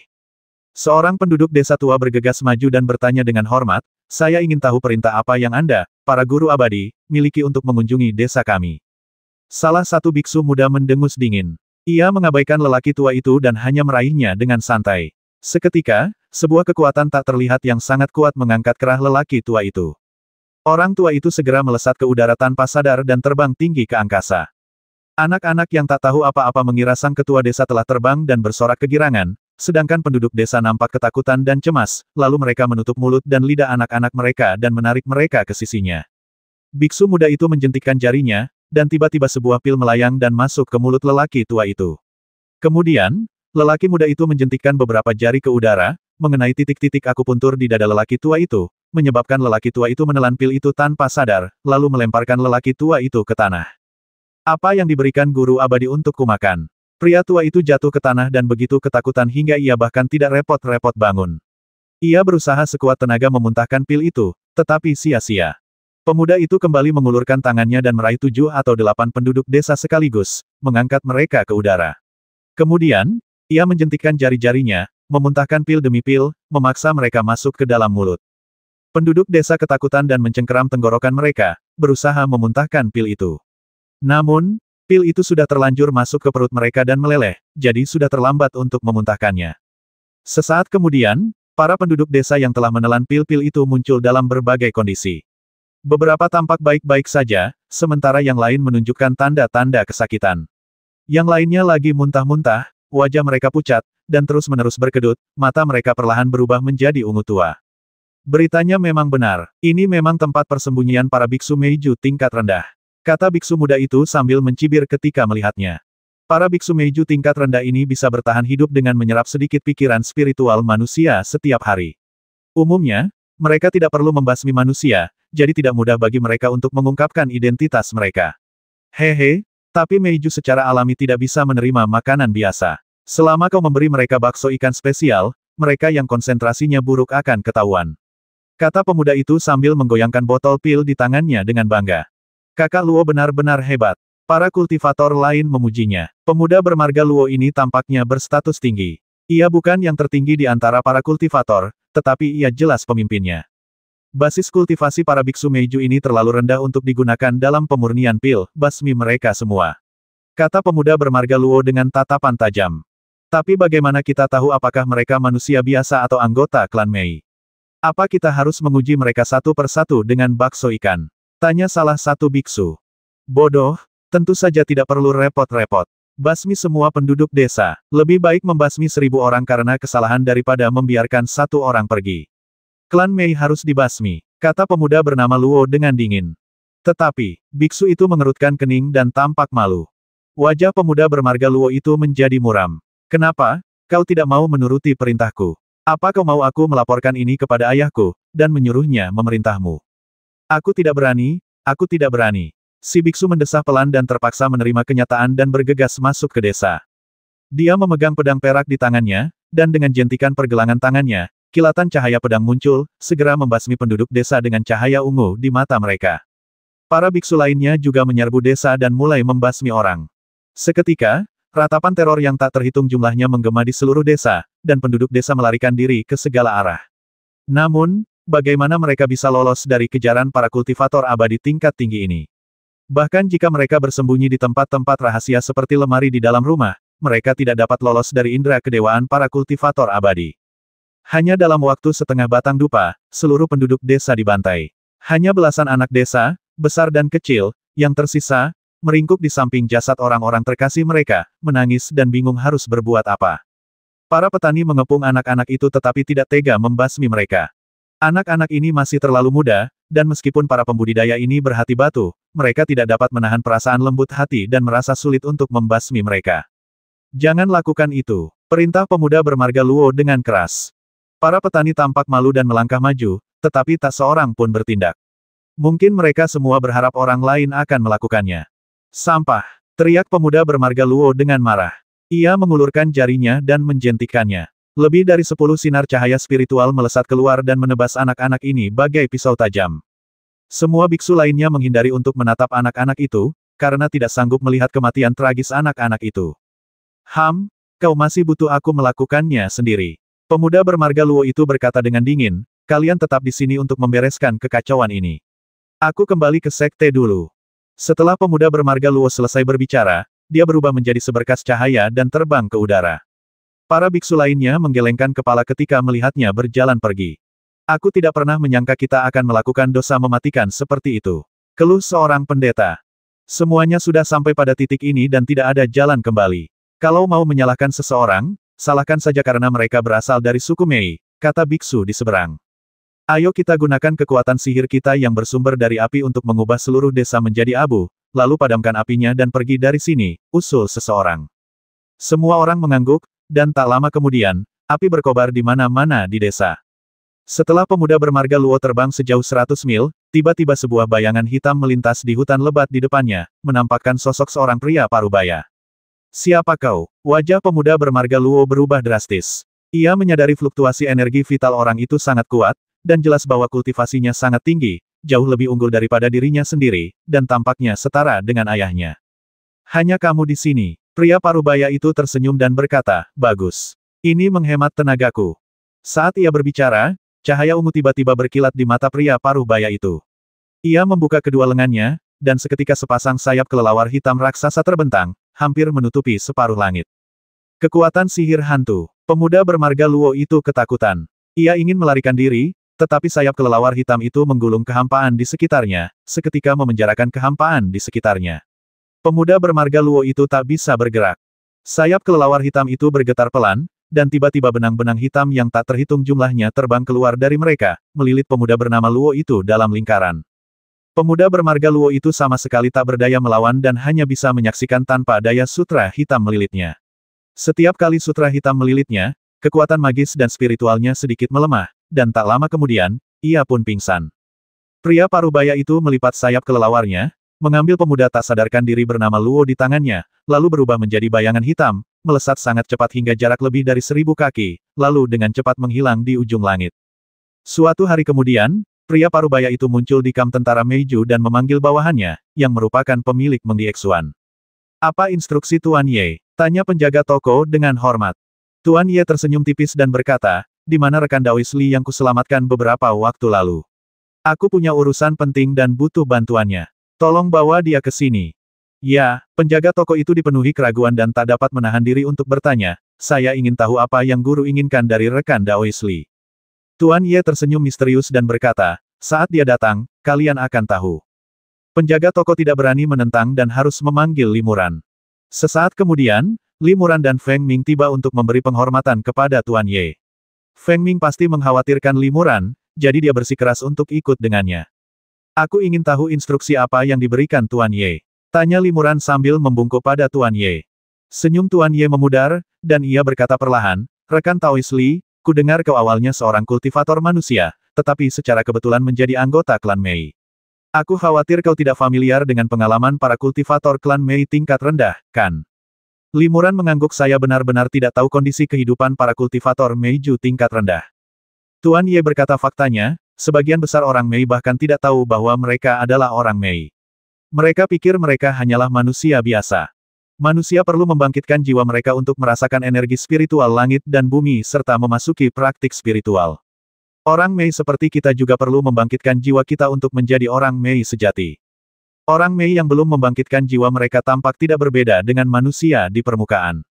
Mereka tidak dapat secara aktif menyerap pikiran ilahi orang lain. Mereka hanya perlu hidup di antara manusia fana, bergantung pada pikiran ilahi samar yang dipancarkan oleh manusia fana di dekatnya untuk bertahan hidup. Mereka juga dapat menikmati makanan manusia, tetapi umumnya cenderung vegetarian. Beberapa orang Mei dapat menerima daging. Hanya setelah membangkitkan sihir mereka, orang Mei dapat mulai berkultivasi dengan bantuan energi vital langit dan bumi. Mereka dapat secara aktif melahap pikiran orang lain, dan baru setelah itu mereka akan memiliki kebudewa mendesak untuk makan. Oleh karena itu, banyak kultivator Mei baru mengetahui identitas ras mereka setelah membangkitkan sihir mereka sendiri. Di wilayah luas di sekitar wilayah ini, terdapat desa-desa pegunungan terpencil yang tak terhitung jumlahnya, tempat para anggota klan Mei bersembunyi. Beberapa dari mereka mempelajari identitas mereka dari teks-teks kuno peninggalan leluhur mereka dan memilih untuk tetap rendah hati dan bersembunyi. Beberapa bahkan tidak menyadari identitas klan Mei mereka sama sekali, karena mereka percaya bahwa mereka hanyalah manusia biasa. Karena orang Mei yang belum tercerahkan begitu sulit dibedakan dari manusia, metode yang paling umum digunakan oleh para pembudidaya manusia untuk membasmi orang Mei adalah dengan membantai seluruh desa. Begitu mereka mengetahui keberadaan orang Mei di suatu desa, mereka langsung membantai seluruh desa. Praktik inilah yang menyebabkan jumlah orang Mei seperti kami menyusut. Mendengar ini, penjaga toko menghela napas dan mengangguk. Limuran tahu dari ekspresi penjaga toko bahwa cerita Tuan Ye bukanlah karangan belaka, melainkan benar adanya. Pada titik ini, Tuan Ye tiba-tiba mendesah, sejujurnya, beberapa tahun yang lalu, ketika aku masih bayi, aku pernah diserang oleh para kultivator manusia yang membantai seluruh desaku. Namun, karena hatiku sedikit terguncang, aku berhasil menghindari pukulan fatal itu. Aku hanya pingsan dan kemudian diselamatkan oleh para kultivator klan Mei yang tiba tepat waktu. Sambil berbicara, Tuan Ye merobek kerah jubahnya, memperlihatkan dadanya. Benar saja, ada luka selebar sekitar 1 inci di sisi kiri dadanya, tepat di atas jantungnya. Sekilas, jelas terlihat bahwa itu adalah luka pedang. Tuan Ye melanjutkan, dengan tingkat kultivasiku, aku bisa dengan mudah menghapus bekas luka itu. Namun, aku menyimpan bekas luka ini di tubuhku untuk mengingatkanku bahwa akan ada perang besar antara klan Mei dan umat manusia. Siapapun yang lebih kuat akan mendominasi yang lain. Limuran mengerutkan kening saat mendengar ini dan tetap diam. Tuan Ye melanjutkan, pembantaian desa terjadi dari waktu ke waktu. Baru kemarin, sebuah desa kecil milik suku Mei dibantai habis-habisan. Aku sudah menangkap pelakunya, dan dialah orangnya. Sambil berbicara, Tuan Ye melambaikan lengan bajunya dan sesosok tubuh terbang keluar. Sosok itu adalah pemuda bermarga Luo. Pria ini terjerat benang hitam yang tak terhitung jumlahnya dan tak sadarkan diri. Tuan Ye mengulurkan jarinya dan menarik sutra hitam dari pemuda bernama Luo, dan pemuda itu perlahan terbangun. Setelah terbangun, pemuda bermarga Luo itu langsung mencoba menggunakan kekuatan sihirnya, namun mendapati bahwa kekuatan sihir dan kesadaran spiritualnya tersegel di dalam tubuhnya dan tidak bisa digerakkan sama sekali. Beraninya kau berbuat jahat padaku. Tahukah kau siapa ayahku? Pemuda bermarga Luo itu terkejut dan marah. Tentu saja aku tahu. Bukankah itu Master Luo Tianxi dari Sekte Aoyun? Tuan Ye tersenyum tipis. Tuan Luo, wajah penjaga toko sedikit berubah ketika mendengar ini, dan Feng Ming juga terbelalak kaget. Karena kau tahu, kenapa kau tidak membiarkanku pergi? Kalau tidak, ayahku akan membawa pasukan besar ke sini dan memastikan tak seorang pun dari kalian akan selamat. Meskipun pemuda bermarga Luo itu tertangkap, ia tetap sangat tangguh. Tuan Ye juga tidak marah. Ia tersenyum dan berkata, haha, aku menangkapmu hanya untuk memancing Tuan Luo. Kudengar Tuan Luo sangat protektif dan menyayangi anak tunggalnya. Kalau dia tahu kau ada di tangan kami, dia pasti tidak akan tinggal diam melihatmu mati. Siapa sebenarnya Tuan Luo? Tanya Limuran penasaran. Penjaga toko berkata, pemimpin Sekte Aoyun adalah seorang kultivator Mahayana yang hebat. Ia memiliki 4 murid yang berharga, semuanya berada di tahap tubuh roh, yang dikenal sebagai 4 guru surgawi. Di antara mereka, Luo Tianxi adalah murid pertama sang pemimpin. Lebih jauh lagi, di antara 4 guru surgawi, Luo Tianxi adalah yang paling kejam. Selama bertahun-tahun, banyak kultivator klan Mei telah mati di tangannya. Ia juga telah mengeksekusi banyak kultivator klan Mei, termasuk kultivator manusia yang memiliki sedikit pun hubungan dengan mereka. Tuan Ye berkata dengan getir, selama bertahun-tahun, pasukan klan Mei kita telah berperang melawan para kultivator manusia, dan banyak dari mereka telah tewas di tangan Luo Tianxi. Banyak lagi yang takut padanya dan melarikan diri tanpa perlawanan. Jadi, aku harus menemukan cara untuk melenyapkan orang ini. Kali ini, akhirnya aku berhasil menangkap putra tunggalnya. Aku harus memanfaatkan kesempatan ini untuk melenyapkan Tuan Luo Tianxi. Lagi pula, Tuan Luo Tianxi adalah murid pertama pemimpin Sekte Aoyun. Dia mungkin juga tahu formula pil Yuan Mei. Mendengar ini, penjaga toko terharu dan buru-buru berkata, Yang mulia, apa yang Anda katakan masuk akal. Jika kita bisa mendapatkan formula Yuan Mei dan, itu akan menjadi pencapaian yang luar biasa. Namun, mungkin akan sulit untuk membuat Tuan Luo Tian bersedia menyerahkan formula itu. Tuan Ye terkekeh dan berkata, jadi ini mengharuskan rekan Daois Li untuk mengambil tindakan.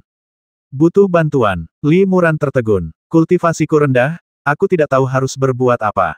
Sangat mudah, kata Tuan Ye, aku ingin kau mengubah pemuda ini satu-satunya keturunan Tuan Luo Tianxi menjadi makhluk setengah manusia setengah hantu. Limuran dan yang lainnya terkejut ketika kata-kata ini keluar. Pemuda bermarga Luo itu memucat seperti kertas, ketakutan. Selama kita mengubah anak ini menjadi setengah hantu dan membiarkannya merasakan kelaparan yang luar biasa, siksaan seperti api penyucian, Tuan Luo pasti tidak akan sanggup menanggungnya. Demi putranya, dia hanya bisa tunduk kepada kita dan menyerahkan formula ramuan itu. Tuan Ye menunjukkan senyum sinis, yang membuat Limuran dan yang lainnya bergidik saat melihatnya. Teman Li, ini hanya sepotong kue untukmu. Kau tidak akan menolaknya, kan? Tuan Ye menatap Limuran penuh harap. Limuran merenung sejenak, lalu mengganti topik pembicaraan dan bertanya, karena Tianxi Luo sangat menyayangi putranya, dia tidak akan membiarkannya mengambil risiko. Bagaimana Tuan Ye tahu anak ini akan membantai desa? Dan bagaimana dia bisa tiba tepat waktu dan menangkapnya hidup-hidup? Saya khawatir pembantaian itu juga diatur oleh Tuan Ye. Tuan Ye tertegun, matanya menyipit, dan ia berkata dengan dingin, karena rekan Daois Li sudah menebaknya, aku tidak perlu menyembunyikannya. Kau benar, Semua ini jebakan yang kubuat dengan cermat. Aku sengaja menggunakan orang dalam yang ditanam di Sekte Aoyun untuk mengungkapkan berita tentang keberadaan klan Mei di desa pegunungan itu pada waktu yang tepat. Anak ini terlalu ambisius dan membawa sekelompok kultivator untuk membantai desa, jadi dia ditangkap olehku. Limuran mengerutkan kening. Rencana ini memang brilian. Tapi, bukankah penduduk desa itu akan mati sia-sia? Demi rencana besarku, pengorbanan orang-orang ini sungguh sepadan, kata Tuan Ye dengan lantang. Limuran menggelengkan kepalanya. Hidup setiap orang tak ternilai harganya. Kalau memang tak ternilai harganya, bagaimana kau bisa menilai kematian mereka sepadan hanya berdasarkan kata-katamu sendiri? Mungkin di mata mereka, itu tak sepadan. Omong kosong. Tuan Ye mendengus dingin, kalau ku bilang sepadan, ya sepadan. Aku tidak sedang membahas benar atau salah denganmu, aku hanya memintamu untuk bertindak. Jangan lupa, aku menyelamatkan nyawamu dari tangan para kultivator Sekte Aoyun. Limuran mendesah dalam hati. Pihak lain benar. Tidak peduli siapa pihak lain itu, dia tetap menyelamatkan hidupnya. Tuan Ye melanjutkan, katanya, rasa terima kasih harus dibalas. Aku telah menyelamatkan nyawamu, jadi kau juga harus melakukan sesuatu untukku. Bagaimana dengan ini? Selama kau mengubah anak ini menjadi setengah manusia setengah hantu, dendam kita akan terhapus. Bagaimana? Sebelum Limuran sempat menjawab, penjaga toko mengangguk berulang kali dan berbisik, rekan Taois Li, saya tahu ini mungkin bertentangan dengan keinginan Anda. Namun, keadaan sudah sampai pada titik ini, dan apa yang telah terjadi tidak dapat dibatalkan. Terlebih lagi, tampaknya ini memang kesempatan yang baik untuk mendapatkan formula Yuan Meidan. Jika kita bisa mendapatkan formula itu dari Master Luo Tianxi dan menemukan cara untuk memperbaiki kelemahan kesadaran ilahi klan Mei, itu akan menjadi pencapaian yang luar biasa. Jika kita bisa menghapus identitas klan Mei kita, siapa yang tahu berapa banyak nyawa yang bisa kita selamatkan dan berapa banyak pertempuran yang bisa kita akhiri. Rekan Taois Li, mohon lakukan yang terbaik untuk membantu kami. Limuran merasa dilema. Ia menatap Feng Ming dan bertanya melalui transmisi suara, Taois Feng Ming, apakah menurutmu aku juga harus bertindak? Feng Ming berkata dengan tenang, jika kau setuju, aku akan membantumu. Jika kau menolak, aku akan mendukungmu diam-diam. Apapun pilihanmu, pemilik toko dan aku akan berjuang bersamamu. Hati Limuran tergerak, dan ia cukup bersyukur. Meskipun Feng Ming mengatakannya dengan enteng, ia pasti tahu betul apa artinya jika Limuran menolak permintaan Tuan Ye. Setelah beberapa saat, Limuran mengangguk, baiklah. Saya akan mengikuti perintah Tuan Ye, tetapi ketika Anda mengancam Tuan Luo Tianxi dan meminta resep Yuan Mei dan, saya harap kami bisa hadir. Bagus sekali. Tuan Ye mengangguk puas berulang kali. Saya setuju dengan permintaan Anda. Rekan Taois Li, tolong bertindak. Biarkan anak ini juga merasakan bagaimana Meiju lapar. Beberapa hari kemudian, di sebuah aula di suatu kamp tentara Meiju. Limuran menyimpan keahliannya, sayap hantu di punggungnya berangsur-angsur terlipat, dan cahaya ungu di matanya berangsur-angsur memudar. Beberapa kaki di depannya berdiri seorang pemuda tak sadarkan diri. Di punggungnya, sepasang sayap hantu juga muncul. Namun, cahaya spiritual sayapnya redup dan cukup lemah, hanya sebanding dengan kekuatan magis hantu seorang kultivator klan Mei di tahap fase Dharma. Namun, setelah ia memiliki pantom, ia bukan lagi seorang kultivator manusia. Ia akan memiliki beberapa karakteristik kultivator pantom, termasuk keinginan untuk makan. Limuran melirik pemuda yang tak sadarkan diri, mendesah ringan, lalu meninggalkan aula. Di luar aula, Tuan Ye sedang menunggu di sini. Bagaimana? Tanya Tuan Ye dengan khawatir begitu melihat Limuran. Saya telah melaksanakan perintah Tuan, kata Limuran ringan. Bagus sekali. Tuan Ye gembira. Biarkan dia kelaparan selama setengah bulan lagi. Ketika dia kelaparan parah dan menjadi ibel rakus, biarkan Tuan Luo melihatnya. Setengah bulan kemudian, di atas pegunungan Yunlan, seorang lelaki tua berpakaian putih dengan tingkat kultivasi yang sangat tinggi terbang cepat di langit dengan panik. Setelah ia terbang sejauh tertentu, catatan transmisi suara di tangannya akan mengirimkan pesan, memberi tahu lokasinya. Ia tak punya pilihan selain mengubah arah dan terus terbang dengan kecepatan tinggi. Setelah melalui begitu banyak kesulitan, dia akhirnya mendarat di sebuah lembah terpencil. Keluarlah, teriak lelaki tua itu, aku datang ke sini sendirian seperti yang kau minta. Di suatu tempat di lembah, bayangan hitam tiba-tiba berkelebat, dan beberapa sosok muncul darinya. Mereka adalah Limuran, penjaga toko, Feng Ming, dan Tuan Ye. Tuan Ye tertawa terbahak-bahak, haha, Tuan Luo Tianxi benar-benar sangat menyayangi putranya sehingga berani datang ke sini sendirian. Apa dia tidak takut kita sudah memasang jebakan sebelumnya? Luo Tianxi berkata dengan dingin, karena aku berani datang ke sini, aku sudah mengesampingkan hidup dan matiku. Namun, Jika kau membahayakan nyawa anakku, bahkan jika itu berarti meledakkan tubuh rohku sendiri, aku akan binasa bersamamu. Tuan Luo, jangan khawatir, nyawa putra Anda tidak dalam bahaya. Lagi pula, kami telah membantu putra Anda menguasai kekuatan magis yang baru dan dahsyat. Tuan Ye tersenyum dan melambaikan lengan bajunya. Rupanya, ia memiliki semacam harta karun spasial yang tersembunyi di balik lengan bajunya. Dalam kilatan cahaya kemerahan, pemuda bernama Luo dipanggil keluar dari sana. Saat itu, pemuda bernama Luo memiliki sepasang sayap hantu yang bersinar di punggungnya, matanya berwarna ungu tua, ekspresinya sangat kesakitan, dan ia menggeram pelan seperti binatang buas. Tubuhnya terlilit erat tali hitam, tetapi ia masih berjuang sekuat tenaga, penuh kegilaan.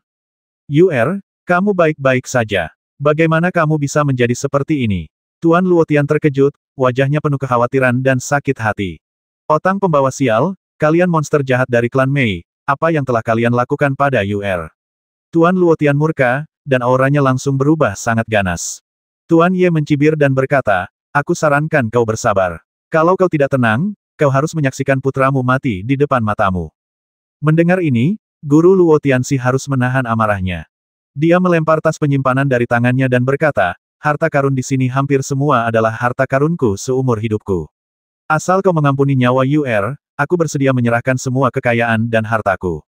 Haha, Tuan Luo Tianxi benar-benar memiliki kasih sayang seorang ayah. Tuan Ye tertawa, namun, saya khawatir harta benda ini tidak akan menyelamatkan putra Anda. Sejujurnya, putra Anda telah dengan cerdik diubah oleh kami menjadi setengah manusia, setengah ibel. Dia sekarang dianggap sebagai kultivator klan ibel. Terlebih lagi, dia sudah lama tidak makan dan menderita kelaparan, sampai hampir mati. Bahkan kecerdasan spiritualnya telah hilang untuk sementara waktu. Apa? Tuan Luotian murka, matanya hampir menyemburkan api. Haha, Tuan Ye tertawa penuh kemenangan, kudengar Tuan Luotian si suka menyiksa orang Mei dengan cara seperti ini. Ribuan kultivator Mei telah ditangkap oleh Tuan Luotian si dan dibiarkan mati kelaparan dengan cara seperti ini. Tuan Luotian si pasti tahu persis bagaimana rasanya membiarkan seorang kultivator Mei mati kelaparan. Sudut mulut Luo Tianxi berkedut sedikit, dan jelas terlihat bahwa dia tengah kesakitan. Tuan Ye melanjutkan, di antara para kultivator klan Mei yang disiksa sampai mati oleh Guru Luo Tianxi, banyak di antaranya adalah rekan praktisi saya, dan beberapa bahkan teman dekat. Hari ini, akhirnya saya bisa membiarkan Guru Luo Tianxi merasakan pedihnya melihat orang yang saya cintai menderita siksaan ini. Ngomong-ngomong, Tuan Luo selalu paling membenci para kultivator klan Mei. Sekarang putra Anda menjadi kultivator klan Mei. Saya penasaran apakah Tuan Luo akan membasmi putranya sendiri demi keadilan. Tanya Tuan Ye sambil mengulurkan jarinya dan menjentikkan pemuda bernama Luo itu ke arah Tuan Luo. Tetapi pada saat yang sama, dia juga mengaktifkan token formasi, dan segera Master Luo dan pemuda bermarga Luo dikelilingi oleh lapisan tebal cahaya spiritual terlarang. Butuh setidaknya 1 jam untuk menembus formasi pertahanan ini. Dan putramu akan mati kelaparan paling lama hanya dalam 1/4 batang dupa. Kata Tuan Ye sambil tersenyum muram. Tanpa menghiraukan formasi di sekelilingnya, Master Luo Tian segera melompat, menggendong putranya Luo Yu dalam pelukannya, lalu menggunakan telapak tangannya sebagai pisau dan menebas pelan, dengan mudah memotong tali hitam yang mengikat Luo Yu. Setelah Luo Yu terbebas dari tali, dia segera melompat ke arah Luo Tianxi dan mencoba melahap kesadaran ilahi Luo Tianxi. Yuer, Luo Tianxi terkejut dan segera menepukkan telapak tangan ajaibnya untuk membekukan Luo Yu di tempatnya. Luo Yu telah tersiksa oleh rasa lapar dan jatuh ke dalam kegilaan, menjadi hantu serakah. Ia sama sekali tidak mengenali Luo Tianxi dan hanya tahu untuk secara naluriah mencari pikiran-pikiran ilahi untuk dilahap. Tuan Ye berkata dengan dingin, satu-satunya cara untuk menyelamatkan putramu adalah dengan mengorbankan dirimu dan memberinya makan dengan pikiran spiritualmu sendiri. Hanya dengan begitu dia akan selamat. Apakah kau akan membasminya dengan tanganmu sendiri, atau mengorbankan dirimu untuk menyelamatkan hidupnya? Terserah kau untuk memilih. Sekalipun aku menyelamatkan Yuer, apa kau akan melepaskannya? Luo Tianxi tak tega melihat Luo Yu menderita seperti ini, jadi ia berkata dengan suara lembut. Tuan Ye mengangguk dan berkata, Tuan Luo Tianxi seharusnya tahu bahwa targetku hanyalah Anda. Kultivasi putra Anda biasa saja, dan aku tidak peduli apakah dia hidup atau mati. Selama Tuan Luo Tianxi memberitahu kami asal-usul pil Yuan Mei, kami bisa membiarkan putra Anda hidup. Benar sekali, Limuran pun berkata, asalkan kau memberitahuku, aku bisa mencabut sihir hantu putramu dan mengubahnya menjadi seorang kultivator manusia lagi. Apakah itu benar-benar mungkin? Master Luo Tianxi ragu-ragu. Kalian ibel jahat dari klan Mei, kenapa kalian layak dipercaya? Kata Tuan Luo Tian dengan penuh kebencian. Tuan Ye tersenyum dan berkata, tidak apa-apa kalau kau tidak percaya, tapi apa kau punya solusi lain? Aku sarankan kau segera bertindak dan mengakhiri hidup putramu agar dia tidak menderita lagi. Mendengar ini, Luo Tianxi mengangkat tangannya dengan gemetar. Hanya dengan satu serangan, ia bisa membasmi Luo Yu dan mengakhiri penderitaannya. Namun, dia tidak bisa melakukannya. Sangat sulit bagi seorang ayah untuk membasmi anaknya sendiri dengan tangannya sendiri, bahkan bagi Luo Tianxi, yang dikenal karena kekejamannya. Mata Luo Yu penuh dengan kegilaan, tetapi keinginan kuat untuk bertahan hidup terlihat jelas. Luo Tianxi mendesah pelan dan bergumam, karena kau telah membawaku ke sini, kau pasti sudah bersiap. Sekalipun aku membasmi Yuer, aku khawatir aku tidak akan bisa menyelamatkan diriku sendiri. Karena aku berani datang ke sini, aku tidak pernah berpikir untuk pergi hidup-hidup. Selama aku bisa menyelamatkan Yuer, itu sudah cukup. Kau harus melakukan apa yang kau janjikan padaku. Master Luo Tian memelototi Limuran, lalu dengan tegas mengulurkan jarinya dan seberkas cahaya melesat dan mengenai Luo Yu. Luo Yu memperoleh kembali kebebasannya dalam sekejap, dan dia segera menerkam Luo Tianxi dengan marah, membentangkan sayap hantunya dan membungkus Luo Tianxi di dalamnya. Bayangannya bagaikan jurang tak berdasar, dengan liar menyerap dan melahap pikiran spiritual Luo Tianxi. Luo Tianxi menunjukkan rasa sakit di wajahnya, tetapi tidak melawan sama sekali. Limuran dan yang lainnya terkejut. Mereka tidak menyangka Luo Tianxi benar-benar mengorbankan dirinya untuk menyelamatkan Luo Yu. Wajah penjaga toko dipenuhi rasa sakit, seolah teringat saat ia berubah menjadi ibel rakus dan melahap kekasihnya. Kala itu, Liu Qingqing dengan sukarela mengorbankan dirinya untuknya kini, Luo Tianxi dengan sukarela mengorbankan dirinya untuk Luo Yu, semua karena mereka lebih menghargai nyawa orang-orang yang mereka selamatkan daripada nyawa mereka sendiri. Aku tidak menyangka dia benar-benar setuju. Gumam Tuan Ye terkejut. Tuan Luo Tianxi dikenal kejam, tidak menunjukkan belas kasihan kepada kultivator klan Mei maupun manusia. Namun, pria kejam ini rela mengorbankan segalanya demi putranya. Cepat beritahu aku, dari mana pil Yuan Mei berasal? Apa resepnya? Hanya jika kau mengatakan yang sebenarnya, kami akan melepaskan putramu. Melihat Tuan Luo Tian telah kehilangan sebagian besar kekuatan spiritualnya setelah Luo Yu melahapnya dan ia menjadi mengantuk, Tuan Ye bertanya dengan tergesa-gesa. Luo Tianxi berkata ada rumor di luar sana bahwa Yuan Mei dan diciptakan oleh guru. Namun, setahu saya, pernyataan ini tidak dapat diandalkan. Karena, tidak ada harta karun seperti Yuan Mei dan...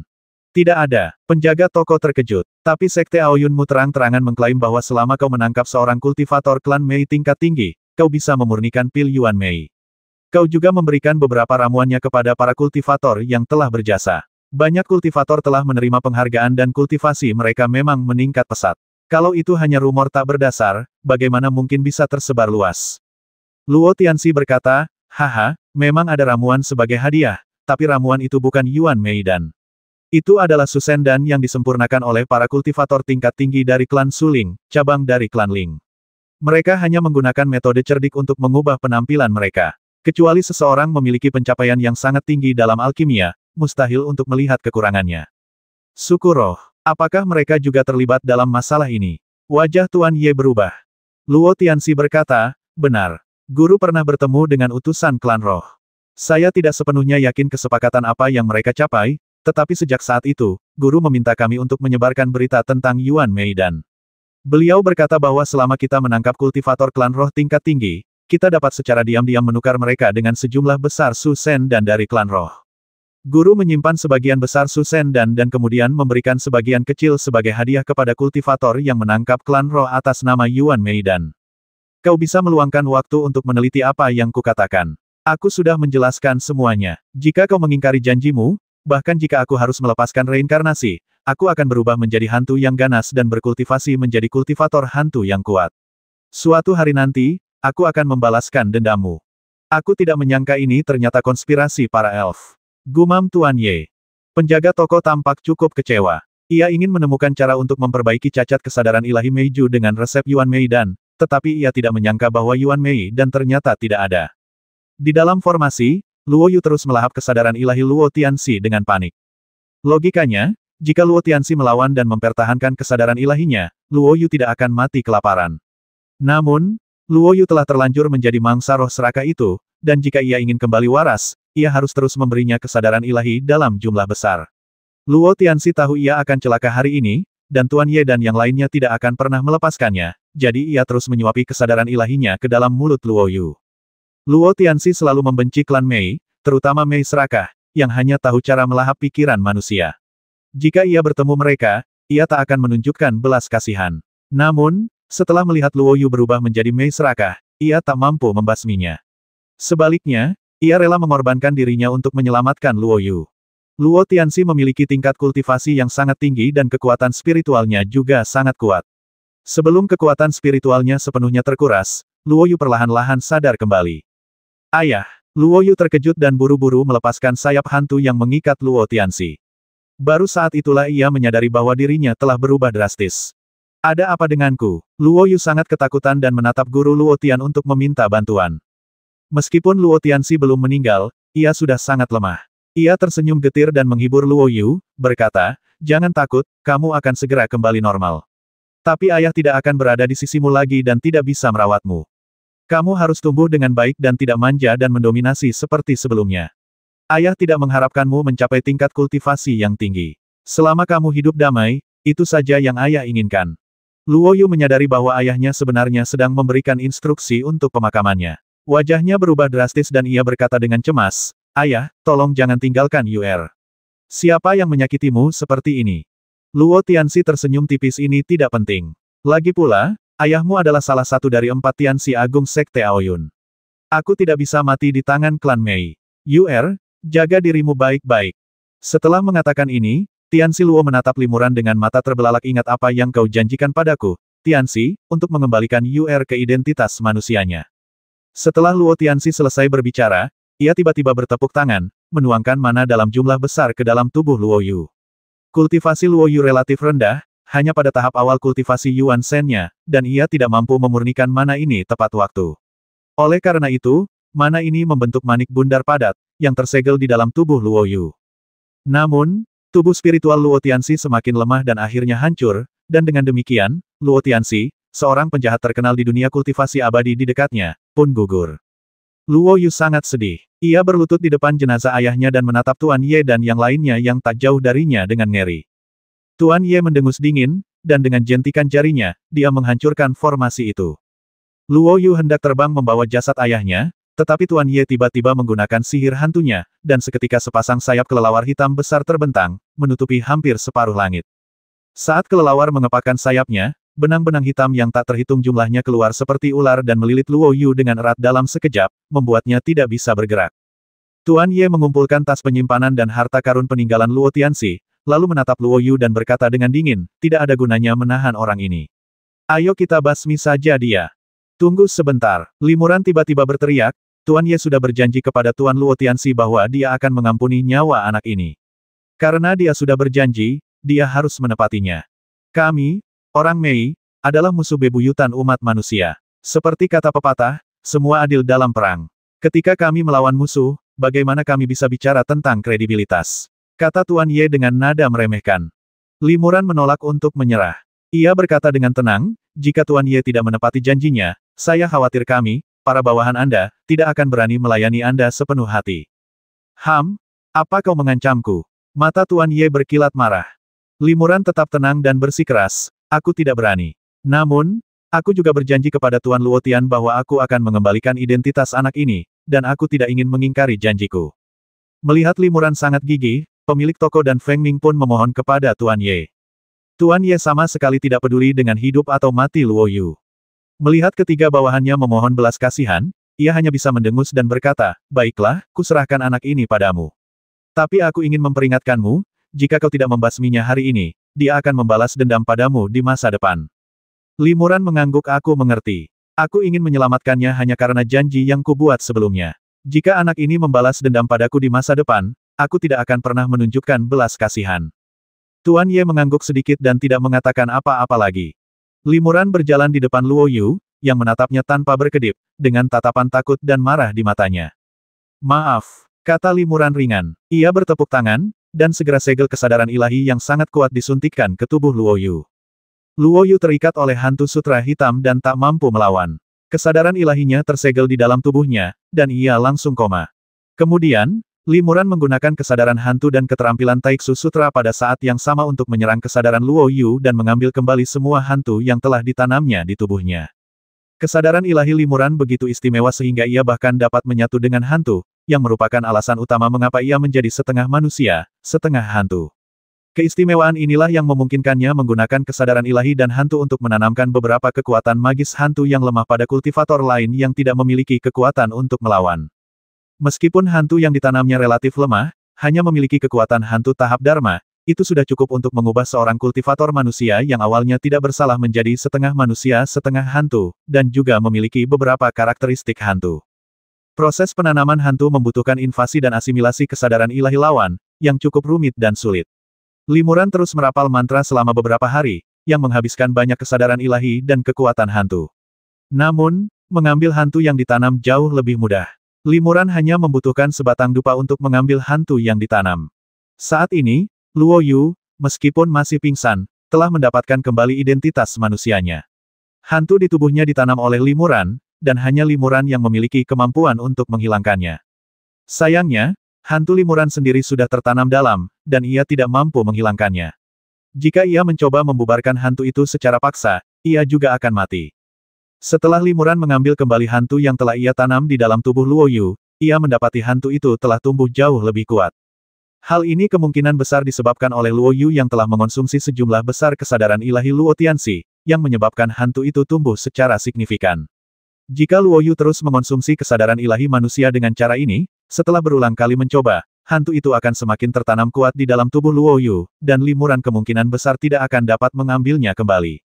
Ayo pergi, Limuran mendesah ringan. Saat dia mengambil kembali pantom, Lord Ye juga menyingkirkan semua formasi, jebakan dan sarana lain yang telah dia pasang di lembah. Metode-metode ini awalnya ditujukan untuk melawan Luo Tianxi dan rekan-rekannya. Tanpa diduga, Luo Tianxi, yang sangat mencintai putranya, datang sendirian, rela mengorbankan nyawanya demi orang lain. Oleh karena itu, metode-metode ampuh yang telah dipersiapkan dengan matang ini tidak digunakan sama sekali. Setelah itu, Limuran terbang meninggalkan lembah bersama penjaga toko, Feng Ming dan Tuan Ye, hanya meninggalkan Luo Yu yang tak sadarkan diri. Beberapa jam kemudian, Luo Yu perlahan terbangun. Limuran dan yang lainnya sudah pergi dan menghilang tanpa jejak. Luo Yu mengambil tubuh ayahnya dan terbang menuju Sekte Aoyun. Setelah tiba di Sekte Aoyun, Luo Yu hendak melaporkan berita kematian ayahnya kepada sekte tersebut dan meminta sekte tersebut untuk membalaskan dendam ayahnya, tetapi dia tidak menyangka bahwa Sekte Aoyun telah mengumpulkan sejumlah besar biksu tingkat tinggi dan siap berangkat. Ada ribuan kultivator ini, semuanya berada di tahap tubuh sejati atau lebih tinggi, dengan lebih dari 10 di tahap tubuh roh. 3 lainnya dari 4 master surgawi Sekte Aoyun juga ada di sini. Pasukan ini adalah kekuatan utama Sekte Aoyun. Selain master Sekte Aoyun yang sedang mengasingkan diri, hampir semua kultivator tingkat tinggi hadir. Paman Zhang, ayah, Luo Yu melihat sosok setengah baya yang dikenalnya dan langsung menangis kepadanya tentang masalah tersebut. Pria parubaya ini tak lain adalah Zhang Tianxi, salah seorang di antara 4 guru surgawi agung, dan juga murid junior terbaik Luo Tianxi. Ketika Zhang Tianxi melihat tubuh Luo Tianxi, dia dipenuhi kesedihan dan kemarahan. Dia kultivator klan Mei. Sebelum Luo Yu sempat menyelesaikan kalimatnya, Tianxi Zhang mengangguk dan berkata, Tianxi ini sudah lama tahu tentang ini. Sebelum kakak senior Luo pergi menyelamatkanmu, dia sudah memberikan instruksi dan pengaturan terperinci kepada Tianxi ini. Saudara Luo tahu bahwa orang yang menangkapmu pastilah seorang kultivator dari klan Mei. Dan jika dia pergi menyelamatkanmu, dia pasti akan disergap dan kemungkinan besar tidak akan pernah kembali. Namun, dia bersikeras pergi sendirian untuk menyelamatkanmu. Sekarang setelah kau benar-benar kembali dengan selamat, pengorbanan saudara Luo tidak sia-sia. Saudara Luo telah menanamkan tanda yang sangat istimewa dan rahasia pada harta karun miliknya. Jika harta karun itu jatuh ke tangan klan Mei, harta karun itu tentu saja akan diambil oleh mereka. Selama kita melacak keberadaan harta karun itu, kita dapat menemukan lokasi pasti perkemahan klan Mei. Saudara Luo berkata bahwa terlepas dari apakah dia bisa menyelamatkanmu atau tidak, kita harus segera mengirim pasukan, menyerang mendadak pasukan klan Mei, dan membalaskan dendamnya. Kami sudah siap dan dapat melangkah maju sekarang. Mendengar ini, Luo Yu berkata dengan sedih dan marah, aku, keponakanmu, juga akan mengikuti Paman Zhang untuk membalaskan dendam ayahku. Tianxi Zhang menggelengkan kepalanya. Saudara Luo rela berkorban untukmu. Bagaimana mungkin Tianxi ini membiarkanmu mempertaruhkan nyawamu lagi? Beristirahatlah di dalam sekte untuk sementara waktu dan tunggu kabar baik dari Tianxi ini. Ngomong-ngomong, tahukah kau siapa yang membasmi saudara Luo? Luo Yu mengangguk berulang kali dan berkata dengan getir, keponakanku mengingatnya dengan jelas. Ada 4 pelaku. Luo Yu menceritakan secara rinci kepada Zhang Tianxi tentang kemunculan Limuran, Tuan Ye dan yang lainnya. Zhang Tianxi mendengarkan dengan saksama dan menghafal semua yang ada dalam pikirannya. Setelah itu, Zhang Tianxi memberi perintah dan memimpin pasukan yang terdiri dari ribuan biksu, menunggangi beberapa kapal perang giok putih, dan melesat ke angkasa dengan gagah berani. Setelah kembali ke perkemahan, Tuan Ye berkata kepada Limuran dan ketiga orang lainnya, aku akan melaporkan berita tentang Yuan Mei dan klan spiritual kepada Tuan Mei Huang. Meskipun kita tidak mendapatkan resep Yuan Mei dan kali ini, kita berhasil melenyapkan musuh yang kuat, Luo Tianxi. Kalian bertiga telah memberikan kontribusi yang luar biasa, dan aku akan menghadiahi kalian dengan setimpal. Kalian boleh mundur sekarang. Aku akan mengirimkan hadiahnya ke kediaman kalian nanti. Ya, Limuran dan yang lainnya membungkuk dan pergi. Setelah meninggalkan Tuan Ye, penjaga toko menghela napas dan berkata dengan kecewa, aku tak pernah menyangka Pil Yuan Mei hanya hayalanku. Rencana kita untuk memecahkan cacat kesadaran ilahi klan Mei gagal lagi. Meskipun kita telah mempelajarinya selama bertahun-tahun, kita masih belum menemukan jawabannya. Limuran berkata, klan Mei memiliki sejarah yang panjang. Aku penasaran berapa banyak leluhur kita yang telah mempelajari perbedaan antara klan Mei dan umat manusia, dan memikirkan solusinya. Kita hanya orang-orang yang biasa-biasa saja dalam hal kecerdasan, dan tidak mudah untuk memecahkan masalah besar ini. Aku penasaran apa yang direncanakan oleh penjaga toko dan rekan Daois Feng Ming selanjutnya. Penjaga toko itu berhenti sejenak dan berkata, karena tidak ada petunjuk di sini, kita hanya bisa menjelajahi tempat lain. Di benua Liu Yue ini, sebenarnya ada banyak ras alien, termasuk ras roh. Aku berencana untuk mencoba peruntunganku di tempat-tempat itu. Feng Ming tersenyum pahit dan berkata, adikku sedang menjalani tahanan rumah di sini, dan aku khawatir aku tidak bisa melarikan diri. Rekan Daois Li, apa rencanamu? Mengingat karaktermu, kau pasti tidak akan terus tinggal di pasukan klan Mei dan melayani Tuan Ye. Limuran mengangguk sejujurnya, aku sudah berencana untuk meninggalkan tempat ini, bahkan meninggalkan benua Liu Yue ini dan pergi ke benua Feng Yun. Penjaga toko berkata, sungguh beruntung rekan Daois Li bisa lolos dari tempat yang penuh masalah ini. Bagaimana kalau begini, setelah kita bekerja sama menyelamatkan Peri Feng Wu dari perkemahan, kita akan berpisah. Limuran berkata, itulah yang kupikirkan. Aku ingin tahu apakah pemilik toko punya ide. Penjaga toko itu menggelengkan kepala dan berkata, saya belum menemukan solusinya. Perkemahan di sini dijaga ketat. Jika kita memaksa masuk, saya khawatir kita akan ditangkap oleh Tuan Ye dan anak buahnya sebelum kita sampai jauh. Namun, tidak perlu terburu-buru. Bersabarlah dan selalu ada kesempatan.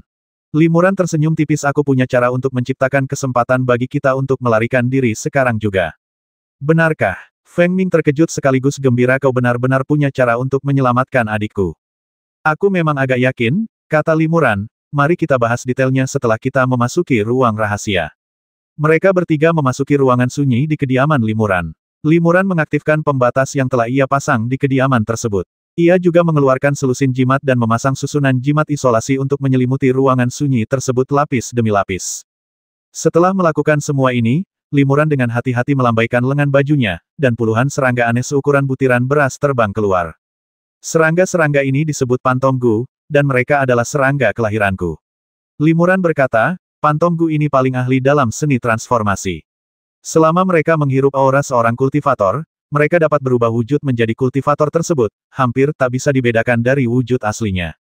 Dan puluhan serangga hantu ini telah menyerap auraku siang dan malam, sehingga mereka dapat dengan terampil berubah menjadi wujudku dan bahkan menunjukkan beberapa kekuatan magis yang mengesankan. Sejak menjadi anggota klan Mei, aku berhenti menggunakan auraku sendiri untuk membudidayakan serangga-serangga ini, karena takut mereka akan bermutasi jika menyerap auraku. Itulah sebabnya mereka bisa berubah menjadi kultivator manusia murni, dan sangat sulit untuk mendeteksi mereka. Selama aku diam-diam melepaskan serangga-serangga hantu ini di suatu tempat di perkemahan untuk membuat keributan, para penjaga akan mengira sekelompok pembudidaya manusia telah masuk dan tentu saja akan merespons dengan sekuat tenaga. Kita kemudian dapat memanfaatkan kekacauan ini untuk melarikan diri dari perkemahan melalui para penjaga yang relatif lemah. Saat mereka menyadari bahwa para pembudidaya manusia itu hanyalah serangga beracun, kita pasti sudah melarikan diri jauh-jauh dan tidak akan tertangkap. Sambil berbicara, Limuran memerintahkan Pantonggu untuk menggunakan kekuatan magis transformasi mereka. Serangga-serangga ini bertransformasi menjadi seorang kultivator terkenal satu persatu, dan masing-masing memiliki bentuk tubuh dan penampilan yang berbeda bagi Pantonggu, terlalu mudah untuk mengubah penampilan mereka. Setelah penjaga toko dan Feng Ming memandang para penggarap manusia ini dengan rasa ingin tahu, mereka tidak dapat menahan diri untuk tidak memuji mereka. Serangga beracun milik rekan Daois Li sungguh misterius. Kata penjaga toko, kalau tidak salah, serangga milik rekan Daois Li ini sangat mirip dengan para pembudidaya serangga Zerg yang ahli dalam teknik ilusi. Mereka pasti punya hubungan darah. Rekan Daois Li benar-benar memiliki serangga ini. Ini kesempatan yang bagus. Feng Ming merenung sejenak dan berkata, oke. Ayo kita lakukan. Feng Ming akan meminta adikku untuk bersiap. Kira-kira kapan kita bisa bertindak? Limuran berkata, 1 jam lagi hari akan gelap. Setelah gelap, akan lebih mudah untuk menciptakan kekacauan, dan metode rahasiaku akan lebih efektif. Mengapa tidak bertindak setelah 1 jam? Ya, terima kasih, rekan Daois Li, atas bantuanmu. Jika kau benar-benar bisa menyelamatkan adikku, Feng Ming akan sangat berterima kasih. Kata Feng Ming penuh semangat. Limuran tersenyum tipis rekan Taois Feng Ming, mengapa kau tidak bersikap formal? Kau telah menyelamatkan hidupku, dan ini hanyalah bantuan kecil bagiku. Meskipun Limuran meremehkannya, kenyataannya tidak sesederhana itu. Mengolah gu hantu itu sulit, dan untuk menciptakan kekacauan yang lebih parah, Limuran harus menggunakan gu kelahirannya sendiri, yang telah ia kembangkan selama ratusan tahun. Ia hanya memiliki beberapa ratus gu ini, dan sekarang ia harus menghabiskan setengahnya sekaligus. Feng Ming mengangguk, membungkuk pada Limuran sebagai tanda terima kasih, lalu segera berubah menjadi seberkas cahaya untuk memberi tahu Feng Wu. 1 jam kemudian, hari sudah gelap. Limuran mengenakan jimat penyembunyi malam dan diam-diam terbang ke suatu tempat di tepi perkemahan. Ada penghalang cahaya redup yang menyelimuti seluruh perkemahan. Kemampuan pertahanan penghalang itu memang tidak lemah, tetapi bagaimanapun juga, jangkauannya terlalu luas. Jika seorang kultivator tingkat tinggi hanya menyerang satu titik, mereka masih bisa menembusnya dalam waktu yang relatif singkat. Namun, ada banyak penjaga yang berpatroli di sekitar area terlarang. Jika mereka melihat aktivitas mencurigakan atau area terlarang sedang diserang, mereka akan segera memberitahu para biksu berpangkat tinggi yang ditempatkan di kamp. Hal ini membuat sangat sulit bagi para biksu untuk masuk atau keluar dari kamp dari luar. Limuran mengeluarkan lusinan gu hantu miliknya, menaruhnya dalam labu kecil, dan menempelkan jimat larangan pada labu tersebut. Jimat khusus ini dapat menyegel labu kecil, mencegah auranya bocor, tetapi efeknya hanya bertahan selama 1 batang dupa. Setelah itu, jimat akan terbakar, dan hantu gu akan terbang keluar dari labu, berubah menjadi kultivator manusia dengan berbagai rupa dan bentuk, dan menyerang batasan di sini. Pada saat itu, semua penjaga dan kultivator tingkat tinggi di kamp akan tertarik ke sini. Limuran, Feng Ming, dan yang lainnya akan memanfaatkan kesempatan ini untuk diam-diam pergi ke sisi lain kamp, menembus batasan, dan melarikan diri dari sana. Setelah sebatang dupa, Limuran, penjaga toko, serta kedua saudari Feng Ming dan Feng Wu bersembunyi di sudut perkemahan. Masing-masing dari mereka memiliki jimat penyembunyi malam yang terpasang di tubuh mereka, yang tidak akan merusak efek penyamaran kecuali mereka menggunakan sihir yang kuat. Pada saat ini, beberapa penjaga di tahap tubuh sejati kebetulan terbang melewati sini, hanya berjarak 100 kaki dari mereka. Akan tetapi, para penjaga itu sama sekali tidak mampu mendeteksi kehadiran mereka dan terbang melewati mereka tanpa melihat ke arah mereka. Jimat rekan Daois Li sungguh luar biasa. Puji penjaga toko. Dari jarak sedekat itu, tanpa tempat persembunyian, dan hanya mengandalkan cahaya malam, dia mampu mencapai efek penyembunyian yang begitu dahsyat. Sungguh menakjubkan. Feng Ming berkata dengan cemas, itu benar-benar cerdik. Tapi kapan kita bisa bertindak? Kalau orang-orang itu tahu Feng Wu hilang, mereka mungkin akan mencari kemana-mana. Limuran mengangguk pelan dan berkata, aku bisa merasakan serangga-serangga hantu itu mulai bergerak. Aku yakin mereka akan segera menimbulkan kekacauan. Begitu Limuran selesai berbicara, para penjaga di kejauhan tiba-tiba berubah arah dan terbang cepat ke sisi lain kamp. Selain itu, terdengar suara lonceng yang cepat datang dari tengah-tengah perkemahan, yang merupakan peringatan ketika ada biksu manusia yang menyerbu. Waktunya sudah tepat, mari kita bertindak sekarang, kata Limuran. Penjaga toko dan yang lainnya melepas jimat malam tersembunyi di tubuh mereka dan mengembalikannya kepada Limuran. Jimat semacam ini dapat digunakan berulang kali selama vitalitas diisi ulang dengan jimat Yuanqi. Kakak, kultivasimu relatif rendah, jadi kau tidak perlu bertindak. Biarkan kami bertiga melanggar batasan ini, kata Feng Ming kepada Feng Wu. Pada saat yang sama, bayangan hitam melintas di sekelilingnya, dan sepasang sayap hantu hitam seperti burung phoenix muncul di punggungnya. Penjaga toko juga segera menggunakan kekuatan sihir hantunya, dengan aura yang kuat. Keduanya hendak bertindak, tetapi mereka melihat Limuran tidak menggunakan kekuatan hantunya sama sekali. Rekan Taois Li, jika kita bertiga bekerja sama, kita bisa melanggar larangan itu secepat mungkin. Kata penjaga toko itu dengan tergesa-gesa. Tidak perlu. Limuran melambaikan lengan bajunya, mengeluarkan pedang kayu dan memegangnya di tangannya. Kedua teman Taoisku, silakan minggir dan biarkan aku menghancurkan batasan ini lebih cepat. Kata Limuran. Rekan Taois, apakah Anda berencana untuk melanggar batasan ini sendirian? Penjaga toko itu terkejut. Ia melihat pedang kayu di tangan Limuran dan menjadi semakin curiga hanya mengandalkan pedang kayu ajaib ini. Benar sekali, andalkan saja pedang kayu ini. Limuran tersenyum tipis. Melihat Limuran tampak sangat percaya diri, Feng Ming mengangguk dan berkata, "Oke." Feng Ming dan penjaga toko minggir satu demi satu, dan Limuran kemudian mengayunkan pedang kayu dan dengan ringan menebas pembatas itu. Penjaga toko mengerutkan kening. Meskipun ia tidak bisa melihat gerakan Limuran, kekuatan sihir yang digunakan Limuran dalam pedang ini terlalu lemah, dan jelas tidak kuat. Bahkan Feng Wu, yang baru mencapai tahap tubuh sejati, sedikit mengernyit, jelas meragukannya. Namun, setelah kekuatan magis yang tak seberapa ini mengenai pedang kayu itu, 7 atau 8 cahaya pedang yang tajam tiba-tiba muncul dari dalamnya. Setiap cahaya pedang itu dahsyat dan agung, dan kekuatan magis yang terkandung di dalamnya sungguh menakjubkan. Cahaya pedang langsung membelah kehampaan, dan saat 7 atau 8 cahaya pedang menebas secara bersamaan, tirai cahaya yang membatasi pergerakan langsung robek menjadi retakan sepanjang 2 atau 3 kaki dan lebar beberapa kaki. "Ayo pergi!" teriak Limuran, dan langsung melesat ke celah. Feng Ming, Feng Wu, dan penjaga toko terkejut sekaligus gembira. Mereka segera berubah menjadi seberkas cahaya dan bergegas keluar dari penghalang melalui celah-celah. Ilmu pedang rekan Daois Li sungguh luar biasa. Dia benar-benar layak belajar ilmu pedang selama beberapa tahun di lembah pedang surgawi. Seru penjaga toko dengan takjub. Lagi pula, menguasai ilmu pedang seperti itu hanya dalam beberapa tahun, pemahaman rekan Daois Li sungguh luar biasa.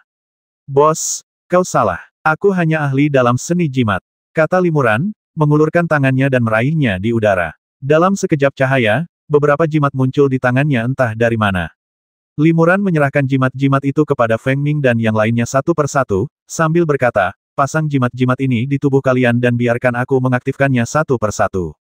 Dengan begini, kita bisa langsung berteleportasi ribuan mil jauhnya. Bahkan jika Tuan Ye tahu kita tidak ada di perkemahan, aku khawatir dia tidak akan bisa menangkap kita." Jimat 10.000 mil instan. Penjaga toko mengerutkan kening. Aku pernah mendengar tentang jimat semacam ini sebelumnya, tetapi sulit untuk mengontrol lokasi dan arah teleportasi secara akurat. Jika kita menggunakan jimat ini untuk melarikan diri, kita mungkin akan tercerai-berai. Tidak apa-apa, Limuran tersenyum tipis. Kebetulan aku sudah mempelajari jimat ini dengan cukup mendalam. Aku bisa mengaktifkan beberapa jimat sekaligus, dan aku juga cukup menguasai cara mengendalikan arah dan jarak teleportasi. Selama aku mengaktifkan jimat instan 10.000 li ini bersamaan, kita semua akan diteleportasi ke area tertentu yang berjarak 10.000 li. Kesalahannya tidak akan melebihi 10 li, jadi kita tidak akan terpisah. Teleportasi lebih dari 10.000 mil dengan kesalahan kurang dari 10 mil. Penjaga toko terkejut. Bukankah itu berarti kesalahannya kurang dari 1/1000? Apakah rekan Daois Li benar-benar punya metode secemerlang itu? Percayalah, bos. Saya cukup yakin dan waktu castingnya tidak akan lama. Limuran mengangguk yakin. "Baiklah, aku percaya padamu," kata Feng Ming. Penjaga toko itu mengangguk dan berkata, "Karena rekan Daois Li begitu percaya diri, tentu saja saya bersedia mencobanya." Saat mereka berbicara, Feng Ming, Feng Wu dan pemilik toko semuanya meletakkan jimat perjalanan instan ribuan mil yang diberikan oleh Limuran di depan mereka. Limuran melantunkan mantra dalam hati. Setelah sekitar 1/4 batang dupa, ia mengulurkan jarinya dan mengucapkan mantra yang rumit, yang kemudian berubah menjadi seberkas cahaya spiritual setebal sekitar 1 inci. Cahaya spiritual itu langsung terbagi menjadi 4, berubah menjadi 4 mantra, yang masing-masing disuntikkan ke dalam jimat 1000 mil instan di hadapan Feng Ming Feng Wu, sang penjaga toko, dan Limuran sendiri. Segera setelah itu, jimat-jimat yang menempuh jarak ribuan mil dalam sekejap berubah menjadi 4 sinar cahaya setebal sekitar 10 kaki, yang menjulang ke langit. Saat berikutnya, cahaya merah jambu itu menghilang, dan Limuran beserta keempat orang lainnya pun ikut menghilang dari tempat asal mereka begitu saja. Di Kam Meiju, Tuan Ye mondar-mandir di aula dengan wajah cemberut, tampak sangat cemas. Sesaat kemudian, beberapa kultivator tahap tubuh roh dan puluhan kultivator tahap roh primordial bergegas masuk ke aula dan bertanya kepada Tuan Ye, "Tuan Ye, mengapa Anda mendesak kami?" Penjaga baru saja melaporkan bahwa sekelompok biksu manusia menyerbu Kam. "Apa sebenarnya yang terjadi?" tanya Tuan Ye. Salah satu kultivator Yuan Shen terakhir berkata, "Melapor kepada dewa, kami telah memusnahkan pasukan itu, tapi Tapi apa? Cepat beritahu aku. Tuan Ye semakin cemas ketika melihat lawan bicaranya ragu-ragu dan tergagap. Kultivator Yuanshen tahap akhir menjawab, setelah kami bertindak, barulah kami menyadari bahwa mereka bukanlah kultivator manusia sungguhan, melainkan serangga aneh yang telah bertransformasi. Saya menduga mereka mungkin keturunan serangga dari seorang kultivator serangga yang ahli dalam ilusi, yang sengaja mencoba mengecoh kami. Pembudidaya serangga. Tuan Ye mengerutkan kening dan bergumam, bahkan suku serangga pun ada di sini untuk membuat masalah. Dia melirik para kultivator di bawahnya dan bertanya, Jiu Daozi, Feng Ming dan yang lainnya, mengapa mereka belum datang? Kultivator lain menjawab, Yang Mulia, saya sudah menyelidiki dan menemukan bahwa Jiu Daozi dan Feng Ming sudah tidak ada di rumah, dan para penjaga yang menjaga Feng Wu telah pingsan. Saya yakin mereka melarikan diri saat kekacauan terjadi. Yang Mulia, haruskah kita segera mengejar mereka? Otang pembawa sial, mereka benar-benar kabur di saat kritis ini. Apa mereka sudah menduganya? Tuan Ye mengumpat dengan marah, lalu berkata dengan sungguh-sungguh, tidak perlu mengejar. Aku memanggilmu untuk menyampaikan hal penting lainnya. Aku baru saja menerima laporan dari orang dalam bahwa Sekte Aoyun tampaknya mengetahui lokasi kam ini dan sedang memimpin pasukan besar untuk menyerang. Aku sudah memberitahu kam-kam terdekat lainnya untuk mengirimkan pasukan guna mendukung mereka. Kalian juga harus segera bersiap untuk pertempuran. Semua orang terkejut dan bertanya, aku ingin tahu berapa banyak kultivator yang dikirim Sekte Aoyun. Tuan Ye berkata dengan sungguh-sungguh, Tuan Luo, pemimpin 4 guru surgawi, telah kubasmi. Kudengar 3 guru surgawi lainnya sedang menyerang. Aku yakin kali ini, kecuali guru Sekte Aoyun telah mengerahkan seluruh pasukannya. Kita punya jumlah biksu tingkat tinggi yang terbatas di perkemahan, jadi kita tidak bisa menghadapi mereka secara langsung. Jadi, bagaimana kalau begini? Aturlah biksu dengan kultivasi yang lebih rendah untuk pergi melalui susunan teleportasi rahasia di perkemahan, sementara kau memanfaatkan berbagai formasi di perkemahan untuk mengulur waktu dan menunggu bala bantuan tiba. Jika kam ini berhasil ditembus sebelum bala bantuan tiba, aku akan memimpin kalian keluar secara pribadi. Kalian telah mengikutiku selama bertahun-tahun, dan selama aku masih bernapas, aku tidak akan pernah meninggalkan kalian. Mendengar ini, raut wajah semua orang menjadi tegang dan mereka dengan hikmat menerima perintah itu ya. Kami bersumpah untuk mengikutimu sampai mati. Semua orang menerima perintah itu dan pergi. Tuan Ye masih mengerutkan kening, bergumam dalam hati, bagaimana mungkin ini kebetulan. Kita baru saja membasmi Luo Tianxi, dan para Tianxi lainnya langsung memimpin pasukan mereka ke sini untuk membalas dendam. Lokasi kam ini sangat rahasia, bagaimana mereka bisa tahu begitu baik? Sepertinya meskipun Luo Tianxi sudah mati, dia pasti menyimpan semacam trik tersembunyi. Aku sangat ceroboh sampai tertipu. Jiu Daozi dan yang lainnya benar-benar melarikan diri saat ini juga. Mungkinkah mereka ada hubungannya dengan invasi Sekte Aoyun? Ribuan mil jauhnya, 4 sinar cahaya muncul dari udara tipis hampir bersamaan di langit di atas hutan, dan bersama dengan sinar cahaya itu, 4 sosok manusia juga muncul. Meskipun keempat orang itu berada di posisi yang berbeda, mereka tidak jauh dari satu sama lain dan dapat saling melihat sekilas. Haha, metode rekan Daois Li memang brilian. Saya benar-benar tercerahkan hari ini. Setelah melihat Limuran dan yang lainnya, penjaga toko terus memuji mereka dan merasa terkejut. Limuran tersenyum kecil dan hendak mengatakan sesuatu yang rendah hati ketika ekspresinya tiba-tiba berubah. Ada apa? Tanya penjaga toko dengan heran ketika melihat ekspresi aneh Limuran. Ada pasukan biksu, kata Limuran sambil menunjuk ke langit di belakang penjaga toko. Penjaga toko itu berbalik dan melihat ada beberapa kapal perang giok putih besar terbang cepat dari langit di kejauhan. Penjaga toko melepaskan indera ilahinya dan menyelidiki sebentar. Ia langsung merasakan banyak aura kuat di kapal perang itu dan langsung terkejut, oh tidak. Itu kapal perang Sekte Aoyun. Dan banyak kultivator tingkat tinggi telah tiba. Pasukan biksu dari Sekte Aoyun, bagaimana mereka bisa datang ke sini? Feng Ming juga terkejut. Ia segera terbang ke Feng Wu yang tak jauh darinya dan melindunginya. Pada saat ini, ada juga banyak biksu tingkat tinggi di kapal perang terdepan. Mereka segera menyadari 4 sinar cahaya dan 4 sosok yang tiba-tiba berkelebat di langit di depan, dan segera melaporkannya kepada Zhang Tianxi dengan waspada. Zhang Tianxi tampak memiliki kesadaran ilahi yang kuat dan menyapu kejauhan. Ekspresinya tiba-tiba sedikit berubah. Itu mereka. Saudaraku, ada apa? Bukankah mereka hanya 4 kultivator biasa yang kultivasinya tidak terlalu tinggi? Tanya guru Huang Tianxi penasaran. Bukan, mereka bukan kultivator biasa, tapi kultivator klan Mei.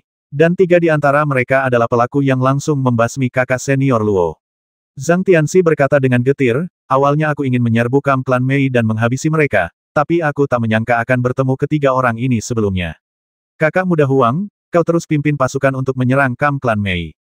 Aku akan pergi dan menangani anak-anak muda ini dulu, baru aku akan bertemu denganmu. Setelah mengatakan ini, Zhang Tianxi berubah menjadi seberkas cahaya spiritual, bergegas keluar dari kapal perang, dan terbang beberapa mil jauhnya dalam sekejap.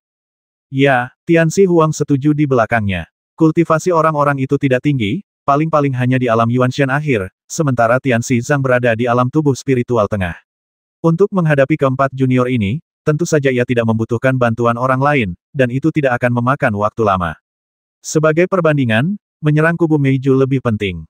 Semakin awal Anda tiba, semakin sedikit waktu yang dimiliki para biksu Meiju untuk bersiap, dan serangan mendadak akan memberikan efek terbaik.